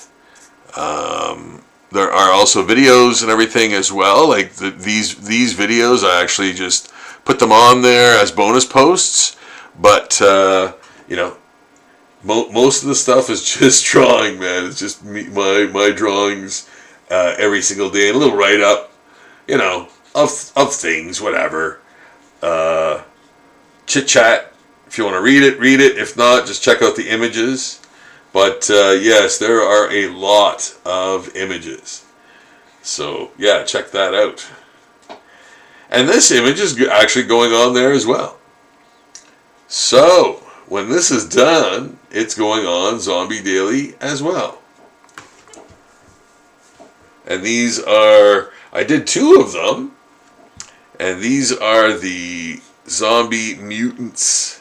Mutant Zombies is the theme for this evening. Yes. Yeah. There's that. There's that one. I like this one too. That's great. I really like that. I gotta check the chat there. That's right.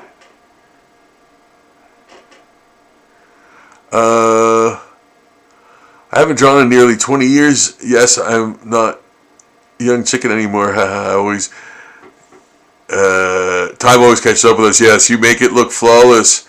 I can copy and look at something and make it close as I can. I can't draw from my own freehand. Maybe I could if I kept up with it. Yeah, sure. Sorry, I type as you speak, knowing you don't read it as I type. Yeah, it's true, but this time it's pretty close. Okay, just made me realize I'm really old. Okay, I'm not 20, more like 28 years ago. Thanks, Rob, for the realization. Yeah. Sorry, man. I'm also very old, but you know what? Like, I never think about it. Someone close to me, and I can't even remember who it is now, was turning, I think, 50, and you know, was all like sort of upset about it and everything, and I was like, wow, you know, like you're really broken up about turning 50, and they were like, yeah, and I'm like, wow, it's like really nothing, you know, unless you make it something, I guess. And you know, I've always felt the same, you know, I've always felt like I'm 10 years old, you know. And yeah, like that it's just weird how that happens, and people get freaked out about age, you know. And to me, I just don't even consider it. It never enters my mind, you know, at all. Like, birthdays come and go, and I'm like, who cares, you know. So yeah. Yeah, but it's true. We are getting older, man. We are getting older, and boy, you know, sometimes you can really feel it. And I mean, sometimes you can really feel it out in the way the world is too. And I'm like really sad as to, you know, I'm really sad when I see what's happening with the world, you know. Like I was saying, it's supposed to get better, not worse, and it feels like it's getting worse, you know, and it really shouldn't. Like, we're human beings, man. We should be way past where we are right now. You know, way past where we are right now in terms of, you know, technology and quality of life and all of that. Like, it's there. Like, it's plentiful. It's there. It's just there's way too many things in the way of it, you know. And it's always like, you know, people who are well off and rich, right, making it worse. So yeah, it's like, I guess it's always been like that, but now it seems to be way worse. But whatever. I don't know. There's nothing I could really do about it, other than just live the best life I can and hope that others do too, and try to help others to do that as much as I can, you know. And that's why I always kind of say, you know, like, pick up a pencil and, you know, draw by yourself, or draw, you know, on your commute or whatever, and you know, just see the world from a different angle, and yeah, like, challenge yourself and use different parts of your brain, and it'll help you relax too, you know. And you might like what you see, you might like what you draw, and again, there's no stakes involved. There's no, like, you know, there's no critique. This is your private own thing, you know, that you do, and you know, Nobody ever has to even see it, really. But drawing really does, I think, calm the nerves and helps you think more and relaxes you. I think.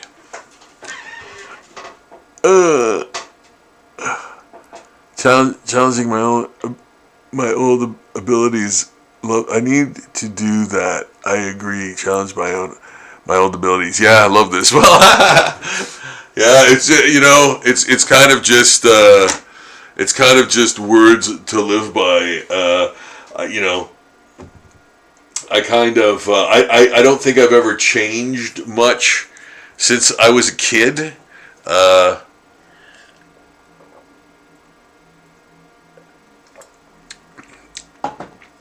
always kind of knew what good and evil was, and what wrong and right was, and everything. And I always tried to do the right thing and do, even for myself, right? Even for myself, like not just for others, but for myself as well. And thinking I should, make myself good before I try to do that for other people, and not know what I'm doing because I'm not good, And so you get kind of good. You get kind of good in your head and in the ways of like I feel that now I can really advise people about things and teach people how to draw and think creatively and communicate creatively and things like that. So yeah, I really feel like I've earned that ability through just perseverance and repetition and practice and all that stuff, and kind of just being there, as a teacher, as a mentor, and all that other stuff. So yeah, I think I do. I think I feel confident in kind of doing that, So and that's another kind of reason too why I always ask, and I know like every person with a YouTube platform asks for the customary subscription and please subscribe to the channel and all that, and because they want to do the same thing that I want to try to do is and get in front of more people and hopefully help through art and even just entertain through art and showing people like the drawings that I do and stuff like that, in hopes that they kind of dig my work, and who doesn't want that, right? And hopefully help people too in drawing and helping them relax and have better mental health through drawing. Yeah. And not do it in a sales pitch way. I'm not doing that. I'm not selling anything, man. I'm just like, try doing this. It really helps. Yeah. There we go. We got some good, we got some really nice mutant zombie stuff going on here. Yeah. I like it. But you know what, guys? This is this. I don't know if we'll be able to finish these guys tonight because it's the drawing time. We might have to finish them in the next live stream. I don't know. I'd love to try to do a class with you, honestly, just to start. Maybe not zombie art style, but just learning how to learn freehand abilities. Go with the flow. I don't know exactly. Yeah. No. Yeah, absolutely. The just sketching freehand and then kind of creating something, anything, right? Like a unicorn, man. Who cares? Doesn't really matter. But you're you're sort of you're sort of going towards doing that. You're drawing. You're kind of gonna that's the intent. So you're kind of sketching and doodling until you sort of start building that unicorn. And it doesn't have to be like the best unicorn ever. It could be your version of a unicorn, man. And yeah, you're drawing, man, and it doesn't matter what it is. You're just drawing stuff, and you could be drawing fun stuff. Maybe something you remember from the day. Maybe a person you remember from the day that looked kind of interesting that and you're just using your recollection to do it. You're not using a reference of any kind. You're just maybe recalling how they looked, maybe a hat they wore or something, So yeah, like drawing does such a great job of, pulling imagery from your computer, man. And that's why I still don't have a cell phone, man. I refuse to engage as much as possible, and so I can't just Google stuff. I have to use my head, to remember things. I know we used that to do that. What a you stoop. You. Yeah. So there we go. I love. See, this is great. I like this. This is nice. I can't draw online at all. I'm totally old school. Yeah, exactly. Doodling knows something. Doesn't have to be anything. Yeah. Like, yeah. I have to do the traditional style as well. Like, absolutely 100%.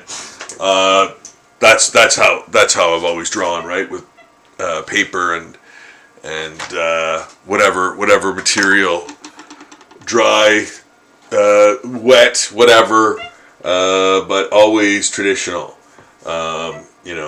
And as you can see, I think if you guys have watched, any of the other live streams, to which there are many now. There are, I think I've done like 50 different live streams, man. And sometimes I go through those thumbnails and I'm like, wow, that's a lot of stuff that we've done in such a short period of time. So we've done a lot of different drawings, man, which is crazy. I kind of forget about them. I don't even remember like doing those, And then it's like, oh yeah, I did that zombie portrait, and then oh yeah, I did those cards, those original sketch cards, and then I did like a poster and another poster and another poster, So yeah, like there's a ton of stuff there, guys. If you want to check those other live streams out as well, and yeah, look at some of the other things that I've done that end up on Zombie Daily, and while you're at it, check out Zombie Daily too. Yeah, Zombie Daily is just my basically giant online portfolio. You'll see like everything on there: animals, dinosaurs, Pokemon, movie posters, celebrities, cartoon characters, comic book characters, kaiju, everything on Earth, like corporate mascots, like Burger King and Pep Boys, and like all of that. And then what else? Sports logos, man. Sports logos, like every NHL sports logo that there is. I think I'm almost done the football ones, and then it's the basketball ones. I think I'm guessing. Oh, and then there's baseball too. So yeah, but yeah, I've got a few from different games as well, like different sports as well. So, like, I think I've got like Raiders and a number of football teams. The Bears. Yeah. And they're fun. They're fun to do. They're a challenge too. Like, they're a real challenge. And you know what, guys? This is the reason too. You know, people again have asked me so many times, like, about, like, oh, you know, you're not going to get bored doing zombies, and I'm like, no, because again, like, you can turn anything into a zombie, right? And you can do that, like, for any, you know, anything that exists on Earth can be zombified, and it's just really neat to be able to do that to, you know, literally, like, sport team logos, you know.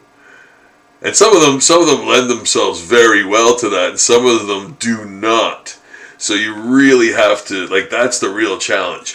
And, you know, if doing these zombie things were easy and, like, I didn't care, and there was no challenge to them, like, I would not be doing them, you know. But, like, the fact that I do so much zombie stuff, to me, there's still a challenge within them. There's always a different way of doing the art, and the zombification, you know, and the subject matter, you know. So, like, man, yeah, it's unlimited. It's unlimited. Like, it's an unlimited source of imagery, man. You know, to me. Tanay. Yeah.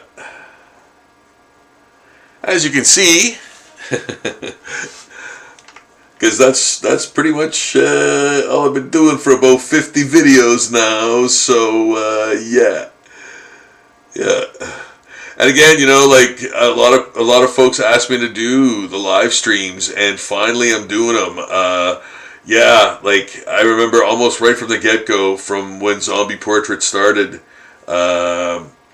people were asking me to do these, and I don't know if they were called live streams back then, but, like, just doing art streams or whatever, I don't know. But yeah, and I always wanted to do them, and I just didn't have the, I guess, real proper equipment to do this, and to have, like, the adjustable cameras and all that stuff, to have it hooked up. So anyway, long story short, definitely, you know, wanted to take advantage of the ability to do it, finally, for the folks that have always wanted me to do these, you know. So hopefully some of them are watching. Yeah. And I try to tell people at, you know, conventions too, about, and that really works. I think picked up a few wonderful new subscribers from the past few cons I've done. So, guys, thank you for that. Absolutely, thank you so much for that. Guys, thank you so much for subscribing to the channel, man. I can't tell you how much that means to me. We're so close to getting to the next higher echelon in the algorithm stream, and that. So hopefully, if you can make the plunge to subscribe to the channel, that would be fantastic. It would really mean a lot to me. I want to get in front of more folks with the art and the love, giving out the love, man. You know, the love of traditional art, and the love of my fans, man. I love you guys so much. You know, for just having your support and your interest. It really means, you know, it really means everything to me. It's why I do all of this stuff, and yeah, I hope that you can, you know, be part of the rise of the zombie artist from little old Sudbury, Ontario, and yeah, get in front of more folks. It'd be really great. You know, show my art to a few more folks that might dig it, and again, maybe help people who are wanting to draw and want to see how the process is done. So this is the process for me anyway. Like the sort of freehand. We're talking more about these guys. The more of the freehand sort of, I'm drawing this from scratch, and so you get to see the thing go from basically a blank page to a finished color drawing, and the process therein. So man, I really want to ink this, but it's still damp, and yeah, there's literal water. We'll just wait a few more moments. Yeah, we'll wait a few more moments, and I can continue with this zombie pinup diva, to which I posted the 1090th zombie pinup diva on Zombie Daily today. That went on there today. I'm going to hit the 1100th milestone this Halloween. So hopefully you guys stop by for that. Check out that on Halloween. Zombie Daily. Bookmark it. And don't forget to watch my other live streams and videos. I do videos in the video section here, and you can see some of the convention reviews and other things that I do. I'm a big Lego nerd, of course, so there's some Lego builds on there, some blind Lego builds, and some interesting Lego builds. So there's a Lego build that I did with the instructions, but my own Legos, whatever Legos I had, so they weren't. And it was a giant modular building. I think it was the town square. I think it was called the town square or something similar. It was a huge build, and I built it with my own Legos, whatever I had. So that was interesting. It was like, it looked similar, but it was a lot different. So, but it almost looks like I've got that town square now, and just out of the Legos I had in a box. So, randoms. I mean, there was a lot, but, that really taxed out my flat Legos. The flat top Legos? Yeah, the ones they use for floors and stuff like that. Oh my goodness. Yeah. That was crazy, but built it. Looks good. Looks good. I also have the first stop-action Lego movie. Yeah, I did it with a friend back in high school when I was a kid. Yep. It's the first for real Lego stop-action Lego movie ever made. And it's here on the channel. And I did it with a friend back in 85. Yeah. And you can check it out. I actually did the research, and it turns out it is the first one.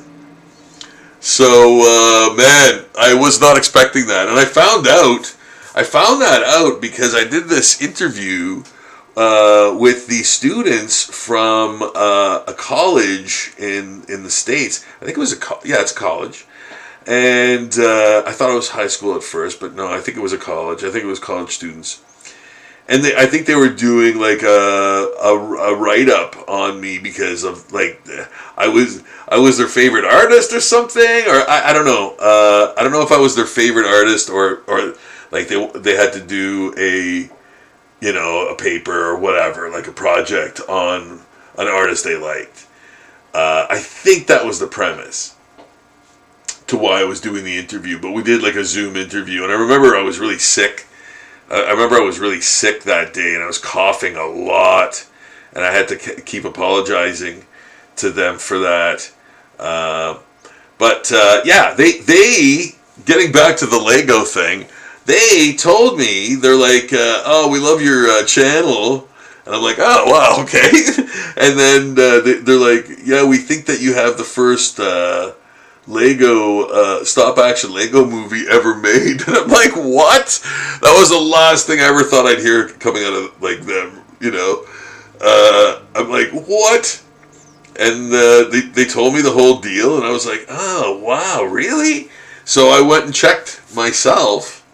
And to my astonishment, and I would be the first one to tell you if it wasn't me, I don't care. I didn't think I was going to be the first person anyway.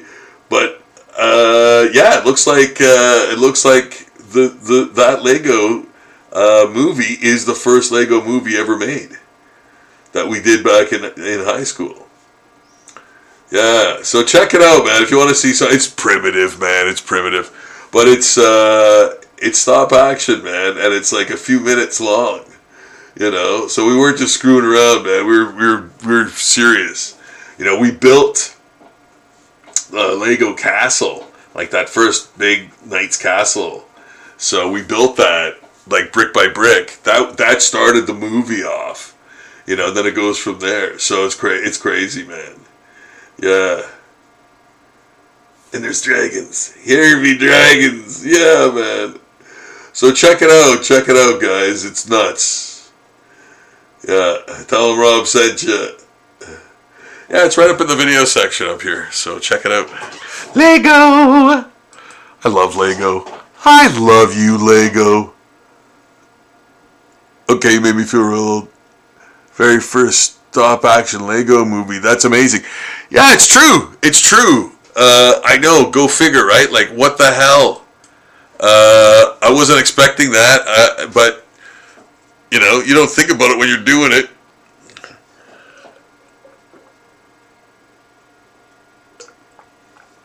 Oh my goodness, that's good. Okay, hopefully, there's a little bit dry enough to work on. Is there? Okay, maybe a little bit. Yeah, okay. So I'm going to start inking. I'm going to start inking the Mutant Zombie Atrocities. Yes. Yeah. Yeah, these, I think these are pretty cool, actually. Yeah.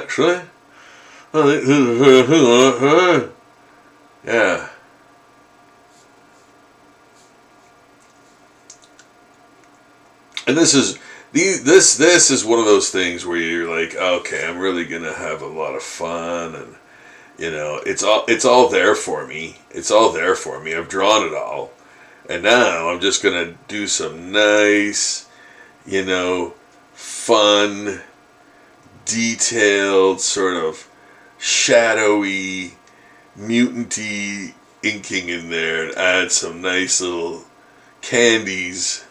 Some nice little candies.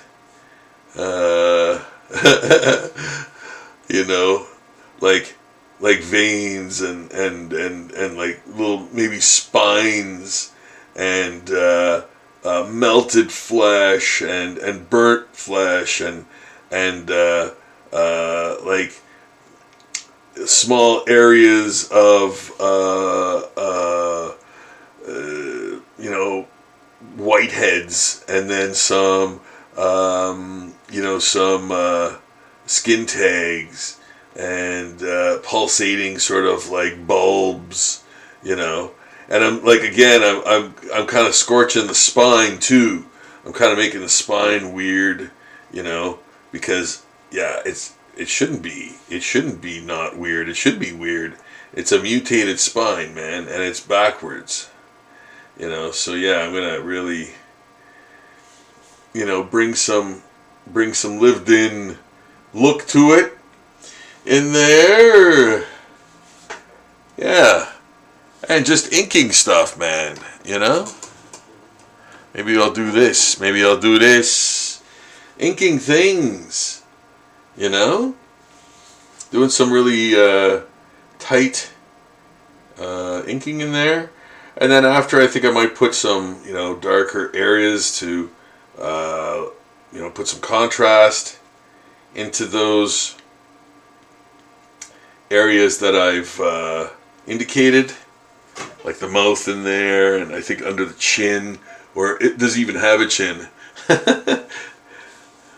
Yeah, I don't even know. I don't even know if he does. But I'm just gonna kind of go along and do, weird little things, like weird little tumors and tubercles and pustules and whatever, man, like things baking on his flesh, and mushrooms and kind of fungus growing,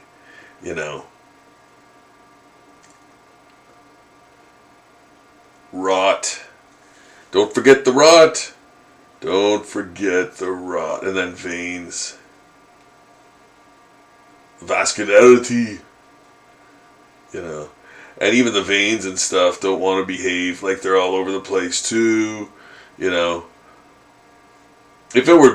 this were a different angle and maybe bigger, I'd put veins coming right off his body, like, and sort of hanging there in midair, and then entering his body again, But like, that's a hard sell in this size, like, to do that, to put that kind of detail in there with any kind of success, because it's kind of too small to pull that off. If it was a different size and different angle, I could do something like that, But yeah, there's no flesh left on his face, and he's got some kind of protuberances, and he's got like a weird puffed out jaw, and then it goes into this guy doing this, yeah, and then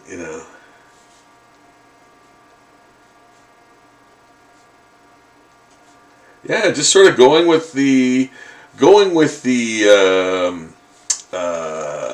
underlying pencil, that you see under there, that you see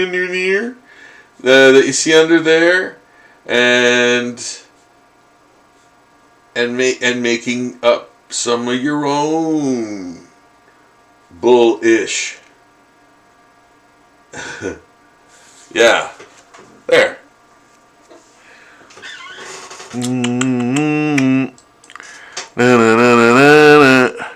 Proud of you, Eob. She must mean Rob. Yeah, I see Rob under there. Proud of you, Eob.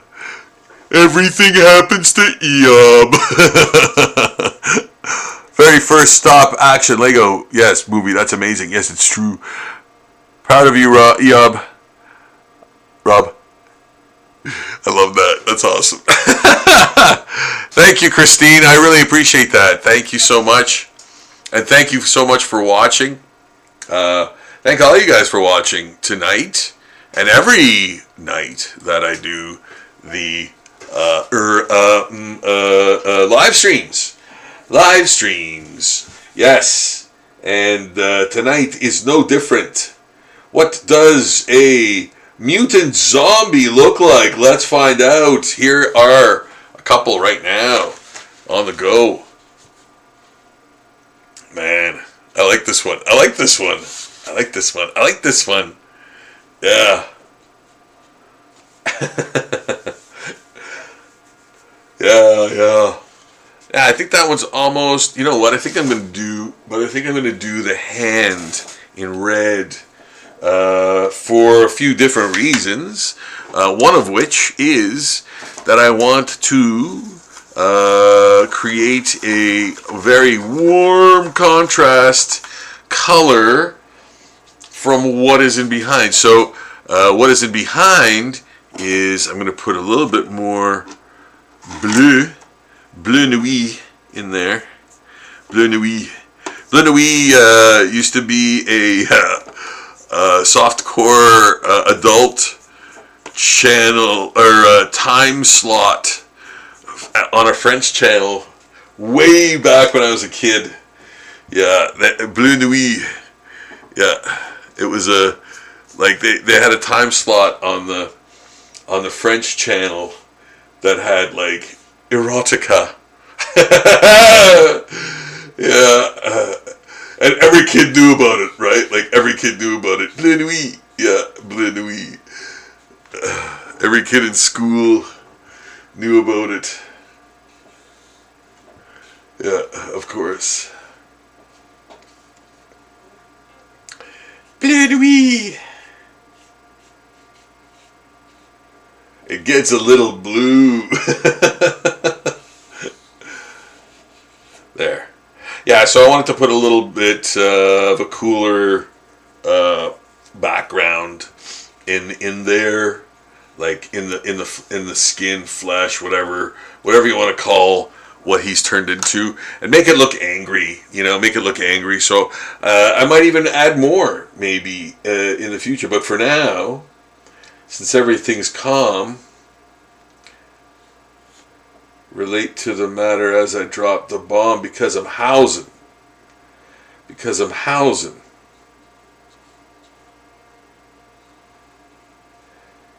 There.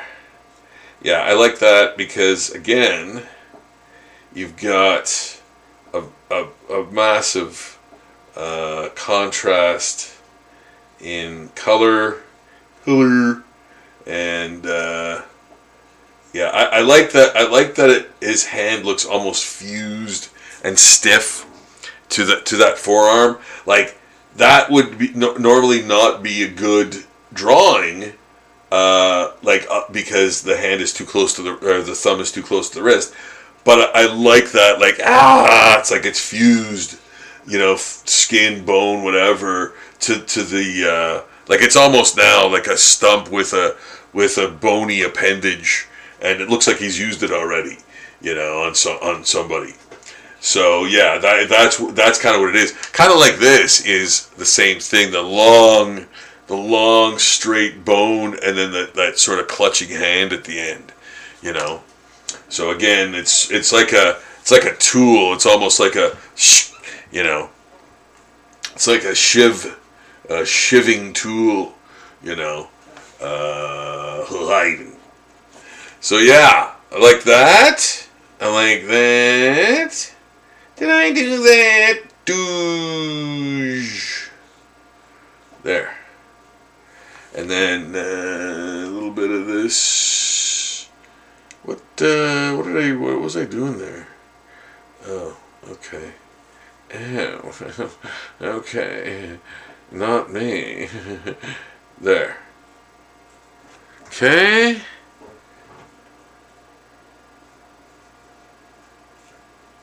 There. Yeah. There. And maybe like, he's already had a victim. He's already eaten somebody. He's already eaten somebody. But yeah, there, that's a good weird looking zombie. And again, the weirder the better, right? Because mutant, you lousy mutants. I'm gonna just check my chat once more. Oh, thank you, Christine. She said it looks great. Good.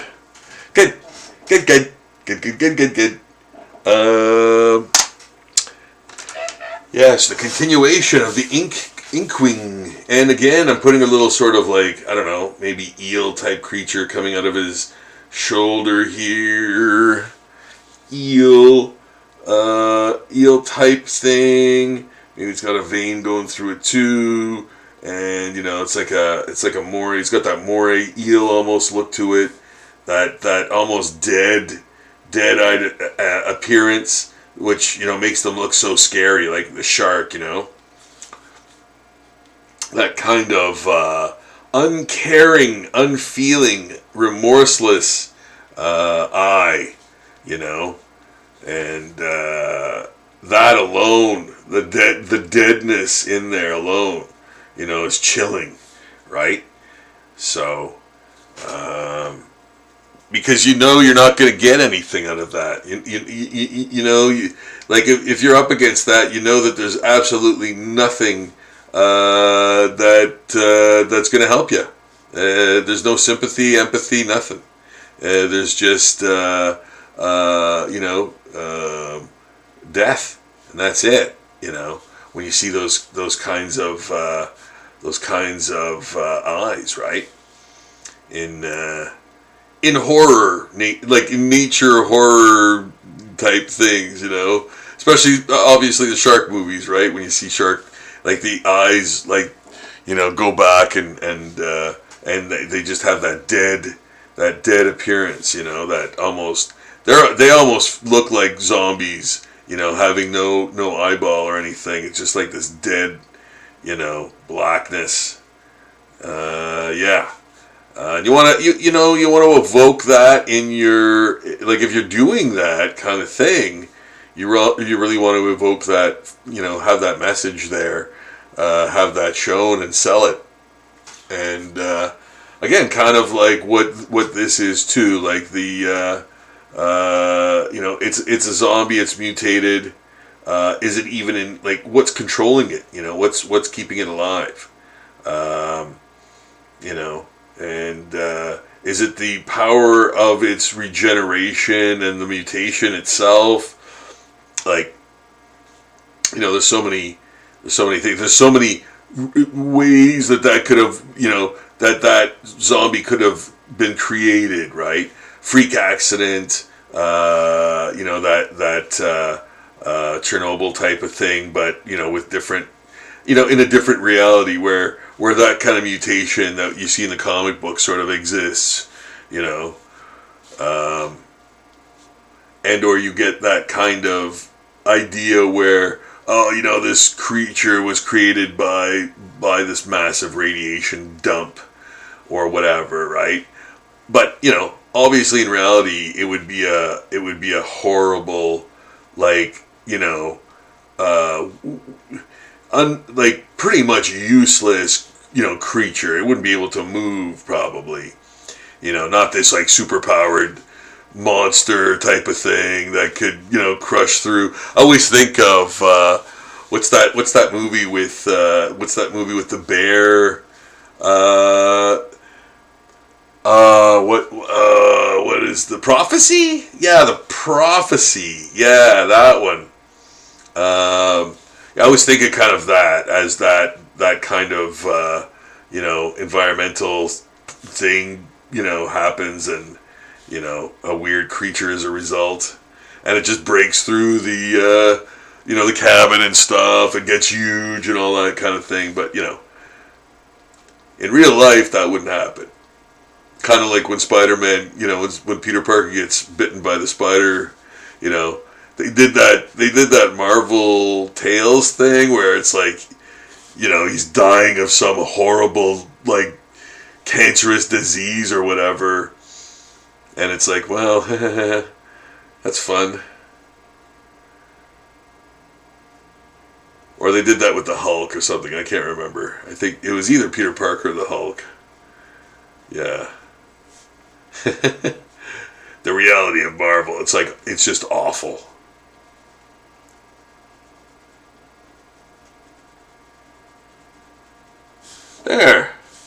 There's some good. There's some nice zombie mutations. Yeah, I'm really loving these. I'm loving these.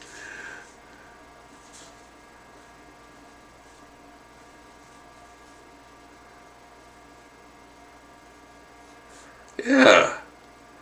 These are so fun because, again, you could kind of, you kind of run the show with these types of drawings, right? Like you can kind of do, mutation is such a broad, it can be such a broad visual, right? So there's so much you can work with, So it's wonderful. And then when you add the zombie element to it, again, way more possibilities arise with texture and so many other drawing techniques that can come into play when you're kind of drawing this type of material, right? So as you can see, I'm having a ball just creating all of that chaos and I'm always thinking, is that burnt flesh? Is that melted? Is that sinewy? Are those veins? Is that bone? And as I'm going, I'm just kind of going, okay, that's bone. Okay, that's going to be tumors. That's going to be this. I might even put like suction cups or a snail shell or something. It's very random, but it's with keeping with the motif, right? Keeping with the idea that this is a mutated zombie, right? So all the bells and whistles that you want to put in there have to sort of coexist. And the nice thing is with this subject matter, a lot of them do. A lot of different ones do coexist. So yeah, you can kind of really explore the space. Yeah, you can really explore the space and do a lot of crazy stuff, Yeah. Yeah, put organs on the outside and in different parts of the body and all that kind of stuff, right? Like you can do all that because it's a mutation,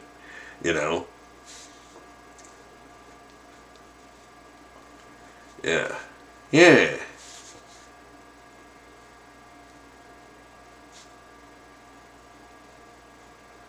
See, and none of it makes sense. Doesn't matter, right? It's not like you're not creating something that needs to work almost, you're just creating something that is really an abomination, right? Like a real atrocity, So like I said on this, like the limb, the joint is fused, so it can't even move. Maybe it can move at the shoulder, but the shoulder is way back, in the back somewhere. Yeah, so everything is like, horribly mutated, and almost down to the molecular level, DNA, but it's dead flesh too.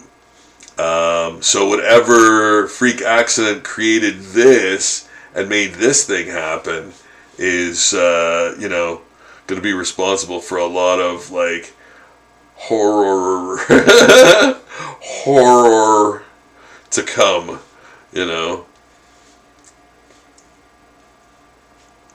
And again, I'm just making like different. Oh, you know what? Like those are kind of toes, but they're also like, it looks like melted wax or something,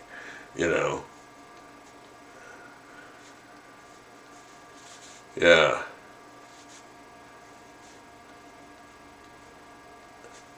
And then that thing probably already popped, but it wants to pop again. Like these weird like tubercles and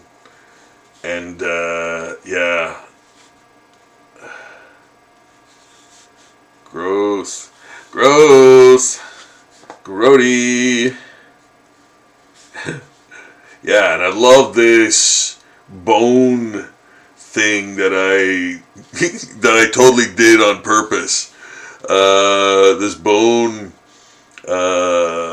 shard or I guess the whole bone, but it's within the flesh of this part coming in from the hip. But I'm treating it like it's like this is the hip, obviously bone but it's completely, again, made up. Like, it's not anything. It's just bone matter. It's bone matter in that shape, because, again, the mutation is just, oh, yeah, I'm going to take bone matter and I'm going to make this out of it, That's the kind of mutation this is, It can just make its own thing. Yeah. It's like Shizzle. It can be put at the end of everything. Like this is like just zombie mutant tissue can be kind of constructed and shaped into almost anything, Yeah. I'm putting some sort of banana almost shapes in there. Banana! Yes. Yes.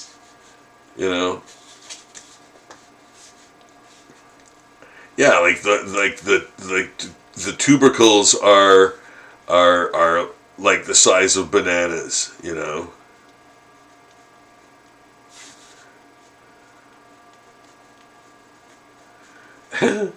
There.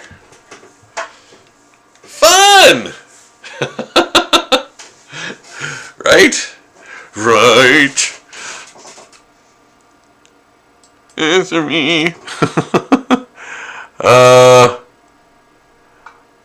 Heading to bed, work in the AM from Christine. Christine is leaving us, unfortunately. Have a great evening, Christine. Get some necessary Z's in there. And thank you so much for watching. Have some sweetie dreamies and awaken refreshed. And we'll see you again soon. And I'm about to almost. I'm going to basically I'm going to put a heavier holding line on this for the most part, and then I'm going to, I think, end it. I'm going to end it. Yeah, I'm going to end it, folks.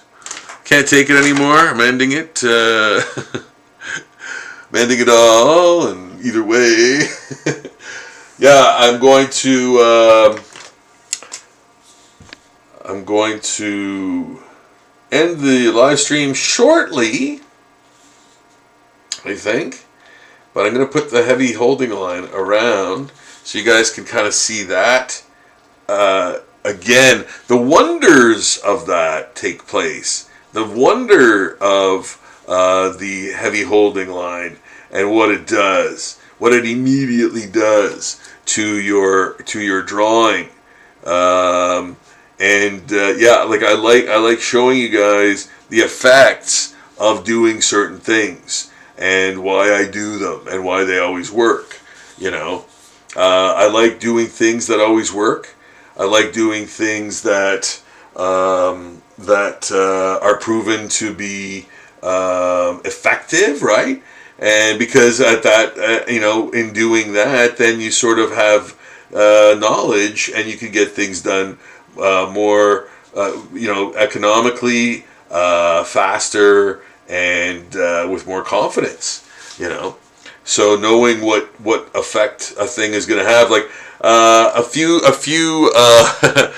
live streams ago, I was literally using a paper I'd never used before, because they kind of changed the way that paper was, and I had to kind of learn how to use it in real time again while I was doing a live stream. So you guys could actually see me going like, oh, okay, this has a different dry time.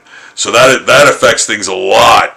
Like when you have when you have a fast dry time, you can't do those nice little watercolor things like mixing two colors on the page, because if that first color is dry, then the other color won't have anything to mix into, So I had to figure out how to circumvent that problem, or to at least deal with that problem, or lean into it, or do whatever. Anyway, that posed a sort of like a curveball that I had to figure out how to utilize, and maybe work into the act somehow, work into the art act somehow, So yeah, you get to see all that stuff happen in real time. And guys, really, like I mentioned, none of this obviously is scripted.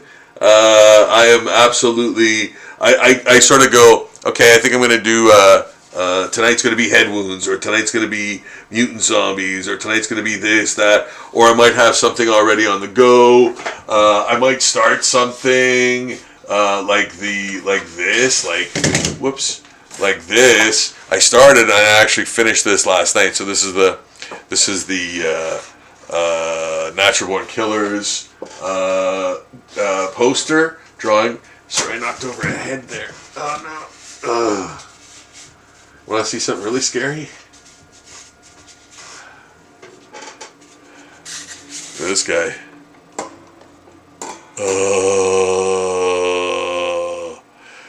Yeah.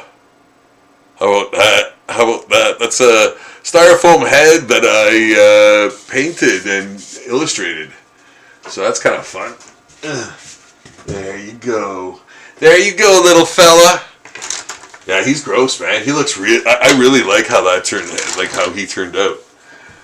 He's gross, man. So here we go. Some more. Oops. Some more heavy holding line action on this the mutant zombie. Lousy mutants.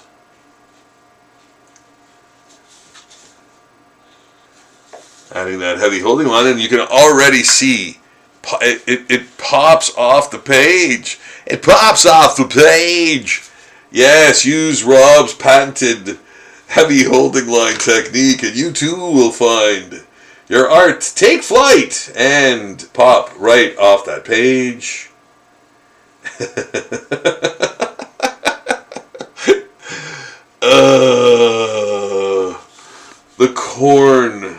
The corniness of it all. Yeah, there we go. Adding a little bit more to that arm. Yeah, that's great. That's great. There. Wonderful. Gonna darken a little bit of the inside of the eyes there. And you know what? This ink too is actually darker. It's got a darker ink quality. So it actually comes out.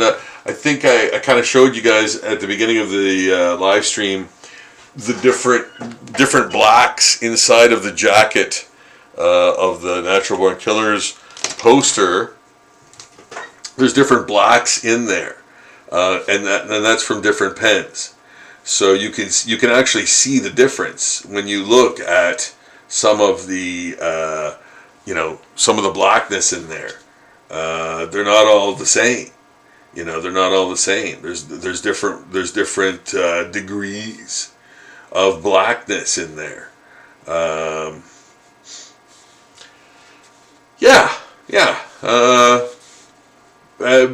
different types of pens. Like some are Stadler, some are that permanent marker, some are Sharpie even. So they all have a different intensity to them and a different blackness. So the Stadler, I think the Stadler brush pen is a very, very black, very, very dense black. Yeah. And that's what you want. You want the densest black you can get, Like I think that's probably the goal, the densest black that you can get with as much smoothness as possible, But and again, that's why I use many different pens. I use many different pens to do one drawing. Because it requires different thicknesses and all of that stuff. So,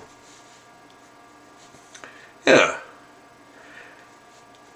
And you've seen me do, drawings almost with just one pen before, and then I'll use a tighter pen to get in there and do the last little bits of micro cross hatching or buttering up or whatever, some inks, but for the most part I might use just one pen, to do most of it, and make it like one of these guys,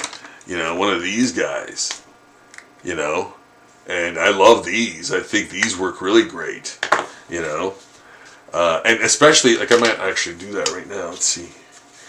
And this, I would have never, I actually just recently adopted this as a inking tool. Like, this just used to be a fill tool, and I would use the other end. But I'm inking with this now, which is crazy. But the line weight's great. The line weight's really nice. Like, for some things, not for everything, but for some things, it's great. I don't know if I would do a Zombie Pinup Diva face with this, because it's a bit thick, but the body and the foliage, yeah, because it's just the right thickness, and they last longer. They have a feltier, sort of a softer kind of tip, right? So it kind of lasts a bit longer, even if I don't know if the ink will, but you know what? This has lasted a long time. I've used this a lot already.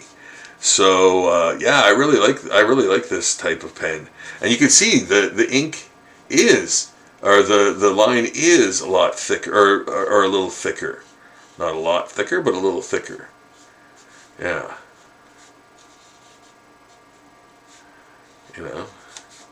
that's good in some cases, right? There.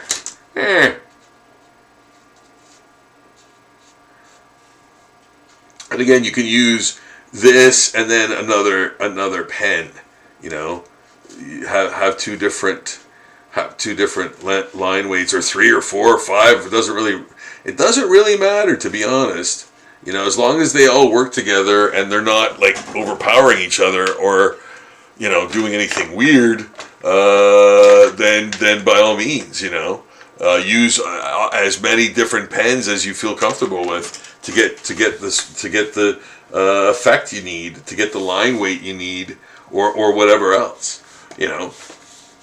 That's why, again, I always experiment when I go into art supply stores, especially the ones in, like, the bigger ones that are just like art supplies. In Toronto, I don't know if they have many of them still left. I hope they do. I would imagine they do. But yeah, I would go to art supply stores and buy a bunch of different types of pens and gleefully take them home and try them out. I would love doing that. I used to love doing that. Trying out different pens and seeing how they affect my art and how I do my art with them and stuff. And yeah, it's great. It's great to use different art supplies. And again, that's why I have my Patreon page for folks, if they want to, donate $2 a month, $2 a month for new and better and more interesting and different art supplies for me to create art for Zombie Daily. So there is over 4,000 posts on Zombie Daily.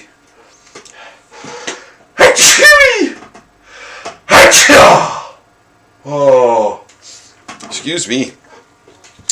There's over 4,000 zombie art posts on Zombie Daily currently.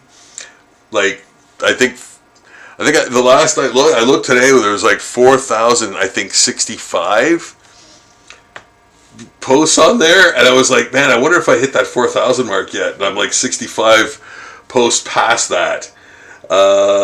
So yeah, and I mean 95% of that is all zombie art. It's all zombie drawings or paintings. So yeah, check that out, man. Check that out. And of course, doing that much art, that much traditional art, the cost adds up, right? So that's why I kind of did the Patreon page. Sorry. And I thought, if people want to throw in $2 a month for daily art, and to help the page, to help me purchase art supplies, that would be awesome. So yeah, I'd love it. I'd love your support if you can, if you have the ways and means to do so. If not, if you could subscribe to the channel, that would be absolutely fantastic, guys. I would so appreciate that. Again, helping me achieve a greater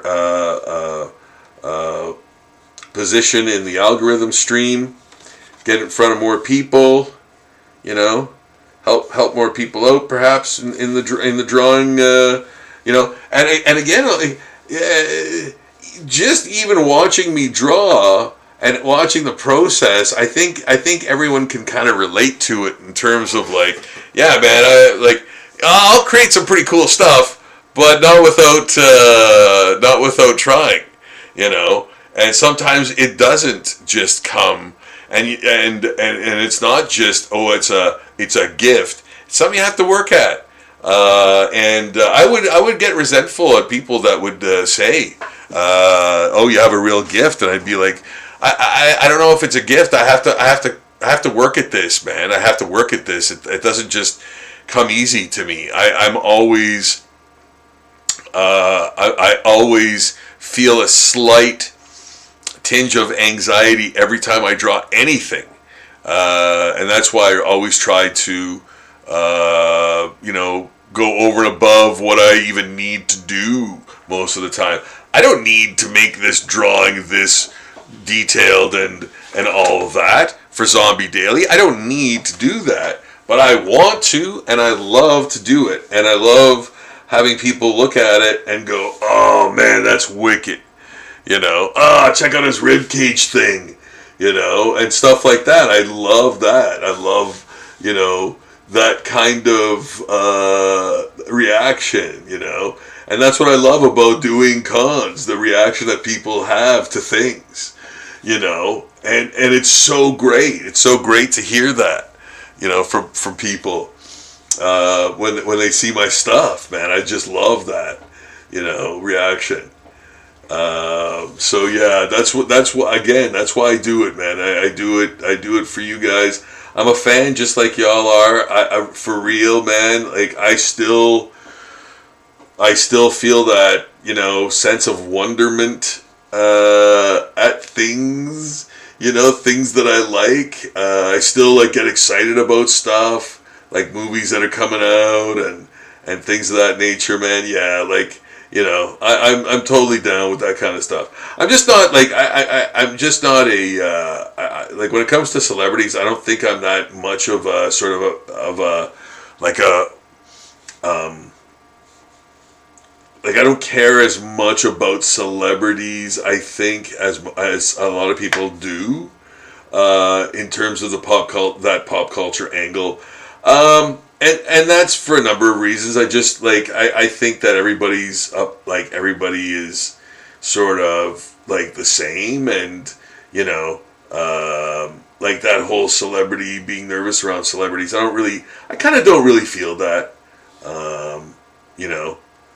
So I don't know. I don't know what that sort of says about me, but I enjoy talking to. I definitely enjoy talking to, quote, celebrities, just in the sense of oh, you know what, they're probably pretty interesting and probably have a great little story about something, or at least be relatable to me in the sense that, oh, they've been through certain things in life and yada yada yada.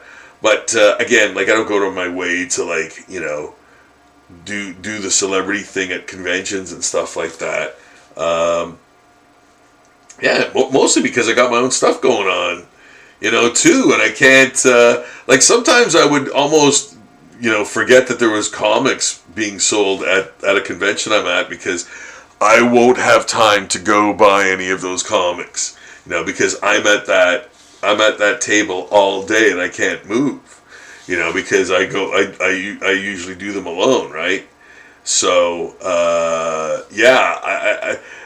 I don't let myself get carried away with wanting to meet celebrities because of that, too. I think that's the biggest reason. I won't be able to, see them anyway. So I don't get excited about that kind of stuff, you know.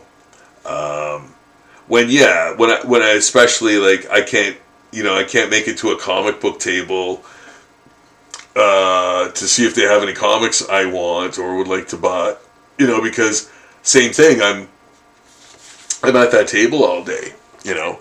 So yeah, and I mean that's fine. I know the risks, man. You know, that's what I do. That's what I do at a con. I set up. I'm at the table all day. I do my thing, and then I tear down and go home. You know, so oftentimes I don't have time to hang out with other vendors or see what else is going on. You know, or buy stuff that I would want too. You know, on rare occasion I have. I think on rare occasion I have, but not very often because of that, pretty much. So, yeah. Anywho, just a bit of details about, you know, me being at cons. Yeah.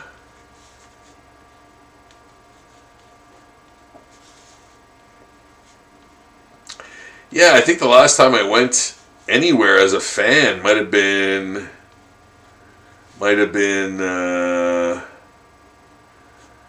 wow, Toronto Comic Con. Oh my goodness, probably like 10 years ago. That's probably the last time I went anywhere as a fan and like bought comics and stuff. I was there on a trip with my Cambrian students, and we went to the zoo, and I'd never been to the zoo before, in the Toronto Zoo, and was able to like draw stuff, and we went to an art gallery. We went to two or three art galleries, and the Comic Con was on that weekend or weekday even, I think. It might have been a Friday, I'm not sure. But I ended up having my room to myself. I was supposed to share it with another colleague, but he dropped out for some reason, probably because he heard about my snoring or whatever. But I ended up going to the Toronto Comic Con. And I think that was the last time I'd ever gone anywhere as a fan and bought stuff, and not like, you know, as a guest drawing or whatever. So or a vendor, whatever, drawing or whatever. So yeah, man, it doesn't happen very often that I, you know, get to do things, you know, and stop at people's tables and stuff like that. But yeah, so there we go, guys. That is some nice mutant zombie action going on. What do you think? Yeah, some weirdness. I like it though. Barrel chested.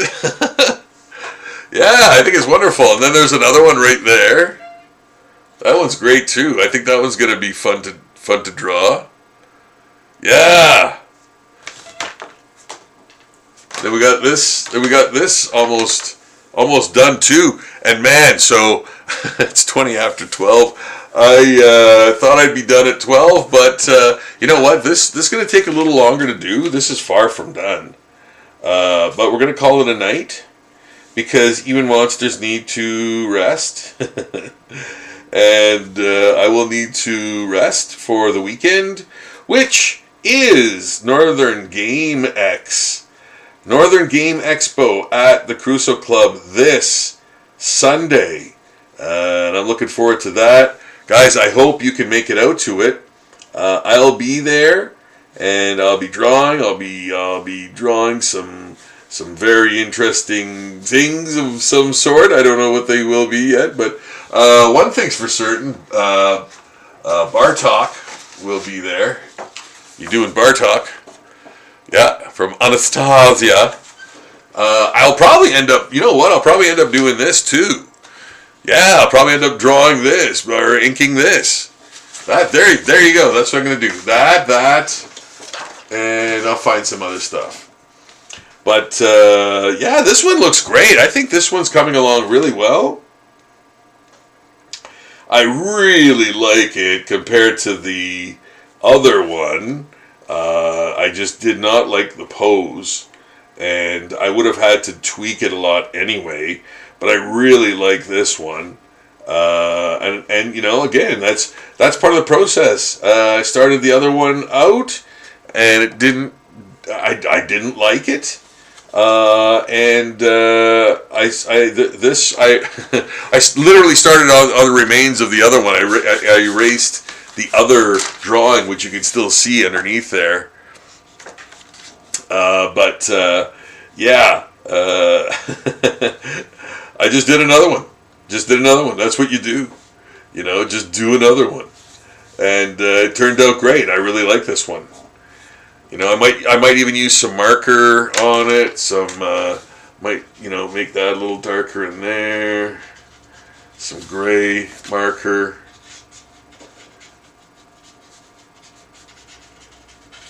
Yeah, yeah. Yeah. It's far from over. Gonna need more. Gonna need more weight to it. Contrast to it. I think some more. I think like some holding lines in other small areas too, to again show some of the stuff like sort of hanging off his body and that. But yeah, I really like the way this is shaping up, and I hope you guys do too. So we did this from scratch tonight. So yeah, I mean, it's almost done for all intents and purposes. No, actually, this needs a bit more, of course. But like I said, it is close to done. You know, like if you came back and saw it finished, you wouldn't. I don't think you'd be like, oh my goodness, there's so much more you did to it. I think for the most part, it's in the ballpark that it's going to sit in. Unless I radically change something, but I doubt it. I think that I will probably keep it to very much where it is currently. Just finished, of course, because there's parts that aren't inked, right? So I'm going to ink those areas. I might put some, let's see, a little bit of gray in the eyes to give them that sort of roundness. There, you know, and then do the little there, yeah, and there. Oh yeah, there's a lot of stuff I can do with this still. There's so many cool details, right? There's so many cool details that, you know, that can make up the textured skin or whatever is hanging off this thing, you know, and then protuberances. Yeah, there's so much more. It's almost done. No, it's done. No, there's so much more. It's true.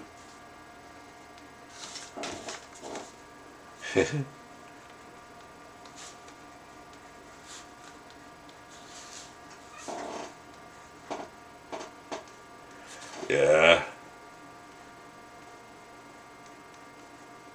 Wrinkled skin. Wrinkled stilt skin.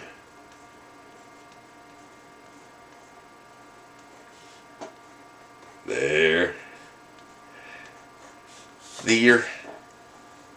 Yeah, nails are kind of like, you know, I kind of went way more over the top with this hand for the mutant zombie. But you know, in all seriousness here, Sometimes pulling back at a certain area, like, this is very mutated. This is a very mutated hand, This is just like a very zombified, hand. And there's some mutation in it for sure. But, if I went all crazy, the focal point would be too much on that hand. And sometimes, composition-wise, too, you have to take that into consideration if it's just a one-off type of drawing, You don't want to pull focus too much by having a crazy hand with all kinds of,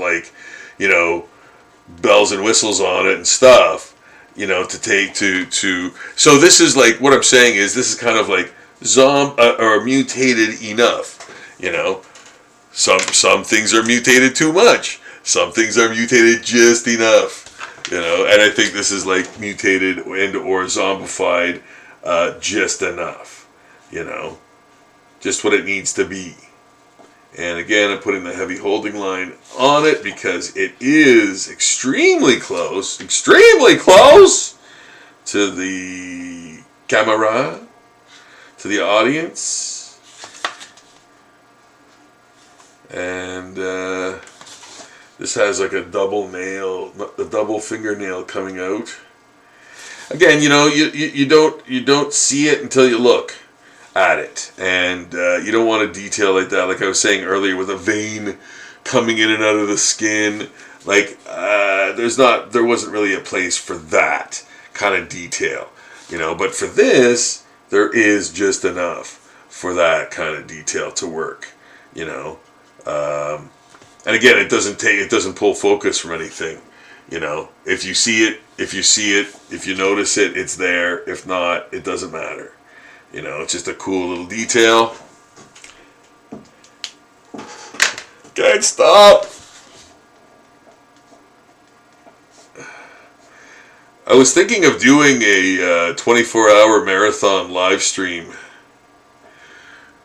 Let me know your thoughts on that. I'll do it. I'm crazy. He'll do it. He's crazy.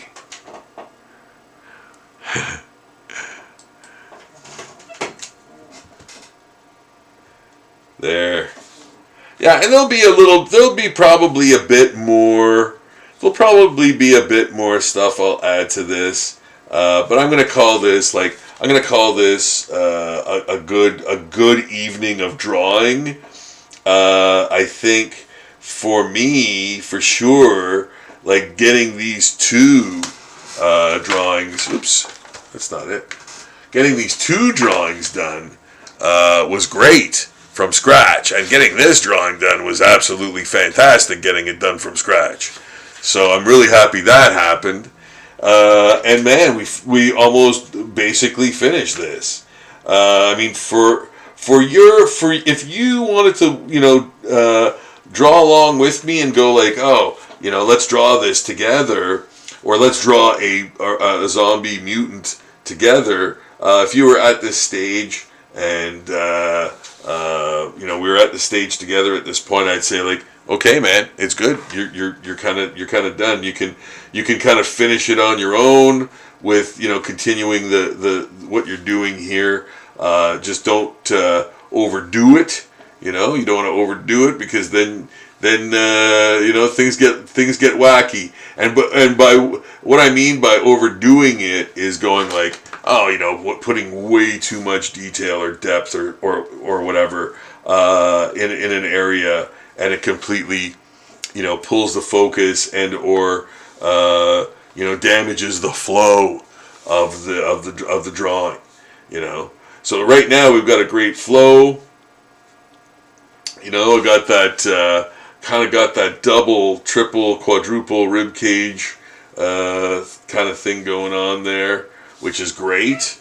It gives that really weird depression of that sternum with spinal cord of all things. So yeah, that's great. It looks twisty in there. Looks very mutatey, mutatable. You know, like it really looks like this guy got hit with every type of radiation and mutation, you know, in the book, man. So, yeah, he's got a lot of stuff going on, you know. He's got a lot of problems. He's got a lot of problems. But I mean, you know, like it's dead flesh. It's dead flesh turned into this, you know, usable zombie mutant thing, still alive somehow, you know. So, yeah, I like that. I think this is really good. I think this is successful, you know. And that's what you kind of try to, you know, achieve success in the sense that it sells. You know, it like, you know, people know what you're doing there. People can see what your intent was. You know, you sold it, and it, like, you know, if someone were asked, what do you think that's a drawing of? You know, 9 times out of 10 they might say, oh, you know, it's a crazy monster, or a mutant, or a zombie, or a mutant zombie, or you know, whatever. But I think mutant probably would come to mind. I would say, you know, I would almost say mutant would come to mind if someone was asked what they were looking at here. You know, I think there's enough characteristics that characterize it as a mutant zombie, or a mutant at least. You know, like just weirdly misshapen and all effed up and nowhere to go. You know, so I think this one was a success. Is a success. I really do like the way this area is. Like the shadow in this area actually makes it look very depressed into the chest, into the sternum, which is now God knows where, probably in the back, because the spinal column is taken. Yeah, actually, that's probably right. The whole spinal column and chest cavity is reversed. So, yeah. That's what's going on. That's what's going on in here. But I love it. I think it's great. I think, again, like, I think this is a successful drawing. What is this? Neon orange. I'm going to try neon lights. There. A little bit of yeller in there. And I think that's good. I'm thinking that's good. Mutant Zombie, everybody. There we go, guys. We have completed a Mutant Zombie drawing. We got another one on the way. And what else? Oh, we got Bartok, Bartok. Very vampiric.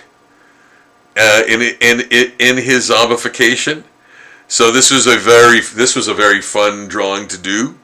I had reference, but I kind of went, you know what? I'm just going to do my own thing, and I turned him into this. So that'll be fun to do. But I will bid you all adieu for the evening, guys. Thank you so much for watching. Thank you so much for subscribing and supporting the channel. I can't tell you how much I appreciate that. Of course. You're just seeing my beard now moving around. Check out Zombie Daily. Check out Zombie Portraits. And I will be doing another new live stream soon. I'll also be doing a con review because I'll be going to Northern Game Expo this Sunday. So Monday we'll probably end up doing a review of that convention. Tell you how that went, and another new live stream. So guys, thanks again for everything. Please subscribe. Please thumbs up the video. Please thumbs up the video, guys. A lot of you guys watch the video, but few use the thumbs up, and really love that if you could. Yeah, thumbs up the video if you like it. All right, I will see you guys again soon. Best wishes and love from Rob.